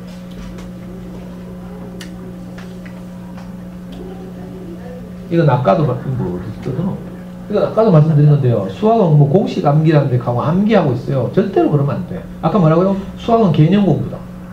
수학 공부의 70%는 개념이다. 개념을 정확하게 이해하는 게 필요해요. 고등학교 때 2차 방정 배우잖아. AX제곱 플러스 BX 플러스 C는 0이다. 이 2차 방정 그는 뭐예요? 뭐 B제곱 마이너스 뭐 어쩌고 저쩌고 있죠. 그 근의 공식 어떻게 만들어요? A제곱 이거 엄마들 너무 어렵네. AX제곱 플러스 BX 플러스 C는 0이다. 이걸 완전 제곱꼴로 만드는 거라. 그러면 근의 공식이 유도되거든요. 근의 공식이 유도되는 걸 알아야 근의 공식이 왜 나온지 알고 그럼 근과 계수와의 관계도 알고 뭐 이러거든. 근데 그냥 근의 공식만 외워서 막 집어넣어. 그러면 창의적인 문제 못 풀죠. 초등 버전도 이와 똑같아요. 그래서 공식 암기를 하는 것이 아니라 개념에 대한 확실한 이해. 공신에서 그 공신 알죠? 강성태가 하는 공신? 애들 공부 잘하는 애들 물어보니까 다 합격하잖아요. 개념에 대한 정확한 이해가 필요해요. 그래서 초등학교 때 개념 공부를 해야 돼요. 예를 들면 이게 초등학교 4학년 5학년인가 보면 단위 넓이에 대한 개념을 배워요. 우리가 넓이를 계산할 때 가로 곱하기 세로 하잖아. 무조건. 근데 이게 왜 나온 건지 알아요? 가로가 1, 세로가 1인 단위 넓이를 기준으로 그런 넓이가 몇 개 들어갔는가를 알아보는 거죠. 그러다 보니까 가로 곱하기 세로를 하는 거예요. 단위 길이, 단위 넓이란 개념이 있거든. 초등학교 교과서에 보면. 이걸 잘 이해해야 돼요. 예를 들어 100cm다. 이건 뭐가 100cm 말이라? 1cm가 100개 있다는 뜻이에요. 이럴 때 1cm를 단위 길이라고 불러. 단위 기초가 되는 길이. 알아듣나 뭐. 서울서 부산까지 거리는 뭐 예를 들어서 400km라고 칩시다. 그러면 단위 길이가 뭐예요? 1km가 단위 길이가 됩니다. 이 단위라는 말을 알아야 돼요. 에이씨, 엄마는. 그래서 이 교과서를 찍어온 거예요. 제가 우리 연구소 애들이 한 거. 자, 이 창호의 넓이를 재는데 어느 게 더 넓은지 알아보라는 거라. 직관으로 보면 이게 더 넓지. 근데 증거가 있어야 될 거 아니에요. 그래서 뭐 넓이를 알아보라 하니까 뭐 애가 뭐 나가 더 크다는 놈이 있고 뭐 모르겠다 하는 놈이 있고 이래요. 얘는 직관으로 나가 더 크다고 했죠. 그죠? 위와 같은 방법으로 이 넓이를 재는데 이 교과서에 생각력 한 단어 시작할 때마다 생각력이 있죠. 그 다음 활동 1이 있고 활동 2가 있고 이래. 자, 이렇게 그냥 무턱대는 거 가와 나의 넓이를 비교하라고 하니까 불편한 점이 뭔가를 묻는 거예요. 그랬더니 얘가 뭐라고 했어요? 기준이 되는 단위 넓이가 없어서 불편하다. 이 정답이 정답. 단위 넓이라는 개념을 이렇게 알아가는 거예요. 자, 활동 1에서 이제 요 초록색을 단위 넓이로 해서 가에는 초록색이 8개 들어가고 나에는 초록색이 9개 들어가. 근데 단위 넓이가 이렇게 되면 여기는 4개 들어가고 여기는 4개 반이 들어가거든. 무슨 말인지 알겠어요? 자, 이렇게 해보고 요 초록색 단위의 수 뭐 있죠. 그리고 단위 넓이가 이렇게 각각 다르니까 어떤 점이 불편한지, 어떤 단위 넓이를 사용하면 좋을지 이런 거 묻는 거예요. 이게 초등학교 교과서에 있어요. 근데 이건 뭐 숫자도 없잖아. 엄마도 대충 하죠, 대충. 수학 교과서 보면 이야기해 보시오 한 게 많아. 말해 보시오. 그럼 다 앞에서 하죠. 그게 가장 중요한데. 수학 교과서는 불친절해서 너무 좋은 책이에요. 왜? 불친절하니까 생각을 해야 돼. 활동해보고 말해보시오, 이야기해보시오 하거든? 그럼 활동하고 그 결과를 정답 없어요. 틀리든지 맞든지 말해야 돼. 어림해보시오 하면 어림해야 되죠. 그리고 어떻게 어림했는지를 또 설명해야 되고요. 교과서가 그래서 좋은 책이라니까. 왜? 불편해서 자꾸 생각해야 돼. 무슨 말인지 알겠어요? 숫자 뭐, 이거 어디, 이거, 저 식당이에요? 좀 힘들다. 오, 가자. 되겠다. 자, 그래서 활동 2에서는 그죠? 가장 일반적으로 누구나 사용할 수 있는 단위 넓이 어떤 게 좋을까를 묻고 있어요. 그리고 그 이유를 적는 거죠.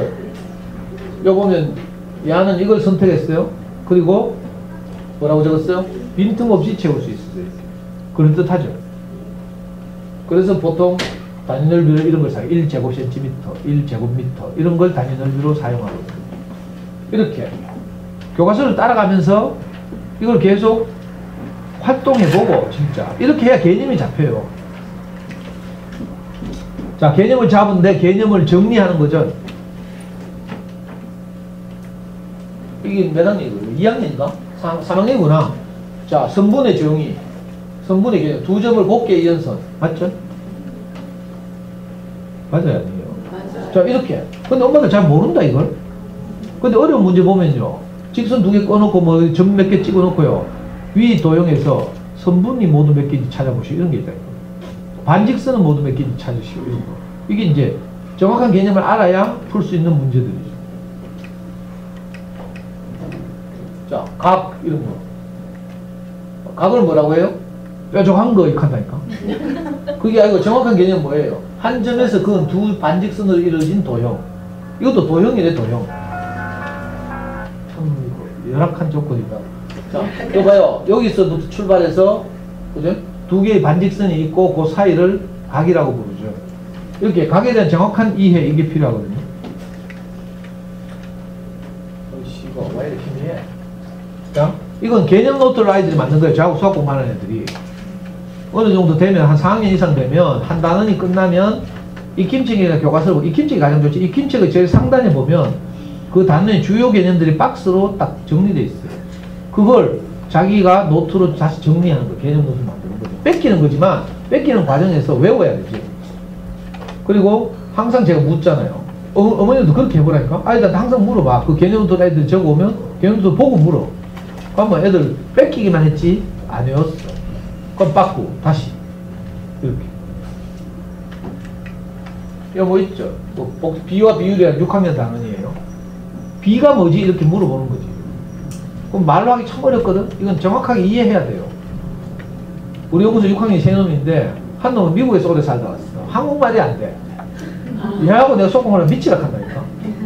한국말의 개념 정리가 잘 안 돼가지고. 근데 나머지 두 애는요, 3학년 때부터 저하고 수학공부했는데 아주 이제 익숙해져가지고. 비교하는 양, 기준양, 이런 거 다 알아야 되죠. 이게 남자들 저거에 남자 무심하들이. 이게 오래됐나? 왜 이렇게 힘이 안 와? 자. 그리고 이제 엄마들이 주로 수학 공부하면 문제집을 푸는 거라고 생각하는데 그러면 안 되고요. 아까도 말씀드렸다시피 진짜 자기주도 수학 공부하려면 교과서 익힘책을 전문적으로 사는 인터넷 사이트가 있어요. 거기서 해마다 사야 돼요. 사실은 우리가 지금 4학년이다. 그러면 3학년과 5학년과도 같이 있어요. 왜냐면 4학년이라고 꼭 성취 정도가 4학년이 아닐 수도 있거든. 성취 정도가 5학년일 수도 있고 4학년일 수도 있고. 그래서 보통 아예 학년을 기준으로 그 전과 그 후의 교과서도 같이 있는 게 좋고, 그걸 가지고 수학 교과서 익힘책을 공부하는 게 가장 좋아요. 근데 문제는 익힘책의 문제의 양이 적죠. 그래서 이제 문제집 한 권 정도를 추구하는 거라. 그래서 교과서와 익힘책, 문제집 한 권, 이게 가장 일반적이죠. 자, 이 문제집은 어떤 걸 선택하는가 하면 아예 수학 성취 정도에 따라서 1단계를 선택할 수도 있고 4단계를 선택할 수도 있고, 이건 이제 아예 성취 정도에 따랐다는 거죠. 그래서 수학 문제집 엄마는 겁이 나가지고 기말고사 칠 때 문방구 뛰어가지고 오만 거 다 산다. 천재해법, 두산동화, 디딤돌 다 사가 애 잡아. 그러면 안 되고요. 수학 공부의 전설인데 이건 뭔가 하면 여러 문제집을 여러 번 푸는 것보다 한 문제를 여러 번 풀어봐요. 한 문제집을 여러 번 풀어야 돼요. 여러 번 푼다는 말이 아주 비효율적인 것 같지만 그렇지 않고요. 한 문제를 한 바퀴 돌려. 오답이 나왔잖아요. 물론 공부시킬 때도 오답을 매일매일 하지만 한 바퀴 다 돌고 난 다음에 다시 체크해 놓은 오답만 한 바퀴 더 돌리는 거예요. 무슨 말인지 알겠어요? 그러면 전에 나왔던 오답의 상당 부분을 풀게 돼. 왜? 생각하는 힘이 자랐으니까. 그런 다음에 또 나오는 오답이 있어요. 그걸 또 풀어.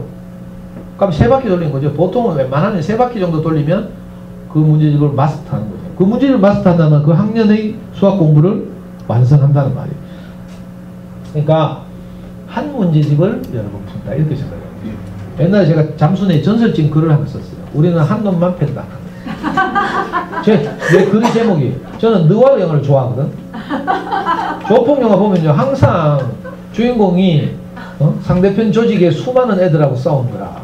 근데 싸울 때 보면 주로 그지? 잘하는 조폭들 어떻게 하는 줄 알아요? 싸움 잘하는 사람들은 계단 같은 데서 싸우는, 계단 같은 데서, 좁은 데서. 그러면 30명이 와도 계단 올라오면 두 놈밖에 못 올라와. 그죠? 그 두 놈도 불편하니까? 그러면 올라오는 놈만 죽이는 거나. 반티지로. 가면 다른 데 겁먹어서 뒤로 막 뺀다니까? 이거라. 내가 여기서 힌트를 냈잖아. 우리는 한 놈만 뺀다. 실제로 우리는 수학에 아까 했죠. 문제집 일자리를 가지고 하루에 4번씩 꾸준히 성실하게 하면요. 일주일에 한 4일에서 5일을 하거든. 손님 안 온 날은 5일, 안 온 주는 5일. 하면 10달 되면 다 풀어요.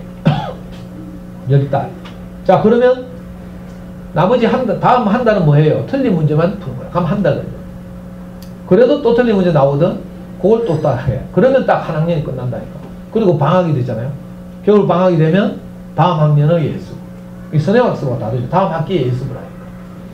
아예 성취 정도에 다 다르긴 한데 이렇게 연간 커리큘럼을 짜서.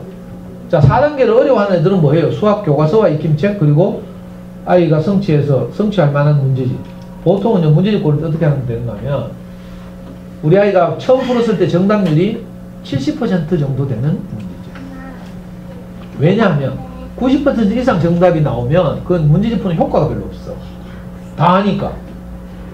만약에 정답이 뭐 60% 밑으로 내려간다면 그 문제집을 풀면서 애들이 좌절해요. 그래서 성취 정도가 70에서 80이 적당하고, 그러면 70에서 80% 정도 맞추는 문제를 고르면 어떻게 돼요? 당연히 오답이 20에서 30 나오지. 오답을 흥분할 필요 없다니까. 왜냐? 우리가 그걸 골랐으니까. 그리고 말했죠, 아까?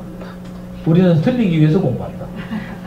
아니, 애가 뭘 틀린 걸 알아야 뭘 도와줄 것도 알죠. 다 맞추면 모르잖아. 그래서 수학 공부 시킬 때 어떤 개념을 가져야 되는가 하면 우리는 틀리기 위해서 공부한다. 실제로 이제 우리 아들은 늘 그렇게 말했어. 그래야 틀려도 자책하지 않고 기죽지 않고 우리가 문제집을 고른 이유도 그 정도 문제집을 그 정도를 틀려야 그걸 개선할 수 있어요. 제 말을 이해하시는 거거든요. 이봐요. EBS 다큐 공부 영어에서 나왔다죠. 수학 상위권 아이들 공통점이 뭐예요? 같은 문제집을 여러 번 푸는 거예요. 우리의 수능 성적표. 요 수리 영역 봐요. 수리 영역. 100분위가 100이에요. 원점수는 안 나오죠. 100분위가 100이란 무슨 말이에요? 위로 한 명도 없다 이 뜻이라. 알아듣나 모르겠어요.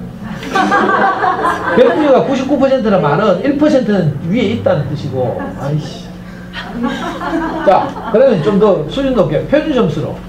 표준 점수가 있죠. 표준 점수란 말은 무슨 말인가 하면 전체 응시자 집단의 평균으로부터 내가 얼마나 떨어져 있는지를 나타내는 지표예요.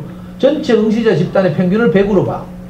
무슨 말인지 알겠어요? 200점 만점에 100으로 본다고, 평균을. 국어는 봐요. 이해 국어 시험은 표준 점수가 128점 우리 애가 100분위는 96%. 근데 수학은 표준 점수가 142점이에요. 무슨 말인가 하면 평균으로부터 42점만큼 떨어져 있다 이런 뜻이에요. 우리가 100점이라면 평균은 58점이라는 뜻이죠. 이런 식으로. 엄마가 좀 어렵네. 그냥 만점 맞았다 이것만 보면 돼요. 영어 만점, 수학 만점 이거 보여요? 잘했죠?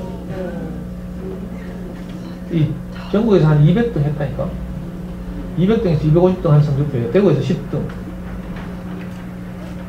자, 시중에 나온 문제집을 뭐 듣보잡은 제외하고 제가 정리했어요. 자, 1단계부터 갔다 그냥. 이건 우리 카페에 올려놨으니까, 그죠? 그거 하고 잠수는 애들 소문난 수학 공부법 그냥 책 있어요. 그거 보셔도 되고. 주의할 점 이런 거 절대 하지 말아야 돼요. 소위 말하는 연산 문제 또는 드리는 문제. 애들을 반복시켜서 질리게 하는 이런 거 절대 하면 안 돼요. 동네 언니들 이런 거 하라 한다? 중학교 가면 전부 이거 하고 있죠. 어디 갔나? 센 뭐 이런 거 하고 있죠.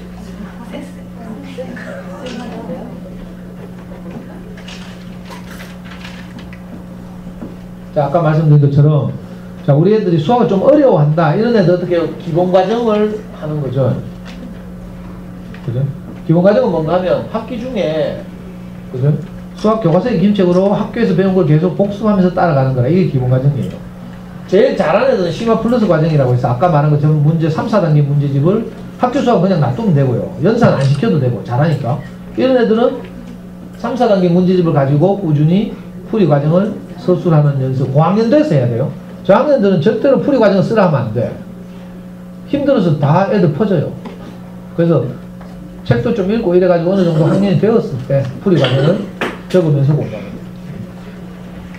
자, 기본 과정이라면 그러니까 학기 중에도 교과서로, 그죠? 방학 때도 교과서로, 그 수준으로. 기본 과정은 그렇게 해야 돼요. 공부 잘하는 애들 어떻게 해요? 교과서 수준은 방학 때 하고, 예습, 집에서. 그리고 학기 중에는 3, 4단계 문제집을 가지고 생각하는 힘을 기르고 있고. 아이들의 성취 정도에 따라서 커리큘럼을 달리 짜야 한다. 이런 말씀을 드리는 거예요. 이야기를 해야 되나? 이 작년에 이거 안 보여드렸죠? 이거 뭔가 하면요. 우리 25살 때 지나가는 길에 어느 날 무슨 시험을 쳤대. 제가 일요일날 교회 가서 목사님 말씀 듣고 있는데요. 8월 달에. 우리 애 25살 때였네. 갑자기 카톡이 왔어. 아빠, 왜 하니까. 시험이 와 이래 시험이. 근데 무슨 시험 가니까 로스쿨 인문 시험 이렇게 하는 거야. 근데 신경질이 확 나가지고. 로스쿨 인문 시험 우리나라에서 가장 어려운 시험이잖아요. 근데 시험이 쉽다 하니까 이 새끼 내가 그럴 줄 알았다 하면서. 왜 초딩들 기말고사 치고 와서 쉽다 하는 놈 다 70점이라니까. 똥인지 된장인지 뭐 나이도 구분이 안 돼가 지가 고른 게 다 맞는 줄 알아. 그런 애들 너무 기대하면 안 돼요. 기말고사 칠 때. 다 70점 수준이에요. 그래서 저도 우리 애도 그런 줄 알았어요. 그런데 우리가 열받아가지고 삐졌어. 그래가지고 아무 말도 없더라고. 한 달 후에 인증샷을 보냈어. 이 로스쿨 인문시험 문제는 알죠? 법률가가 되려는 20대에서 30대 청년들이 해마다 2,000명을 뽑아서 로스쿨에 보내요. 7,500에서 8,000이 준비를 하거든. 우리 애는 로스쿨에 관심이 없는 애예요. 진짜. 왜? 지는 그래가지고 실제 대학 졸업하고 외국에서 나갔잖아. 외국 나갔잖아. 로스쿨에 관심이 없는데 아빠가 옛날부터 어릴 때부터 뭐 판사 켜놓으니까 미안해가지고 한번 쳐봤대. 진짜로. 잘난 척 한다고 듣지 말고 잘 들어봐요.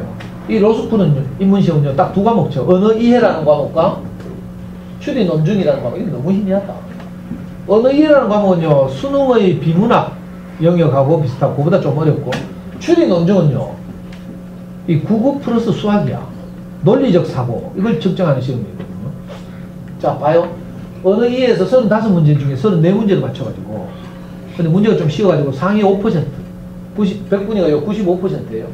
이거 말은 한 개 틀렸거나 다 맞은 애가 5% 있다 이런 뜻이거든. 그 변별력이 좀 약했다 이런 말이거든. 추리 논증은 쳤는데 35문제 중에 29문제를 맞췄어요. 그런데 100분위는 얼마인가 98.2%, 상위 1.8%의 뜻이에요. 잘했죠?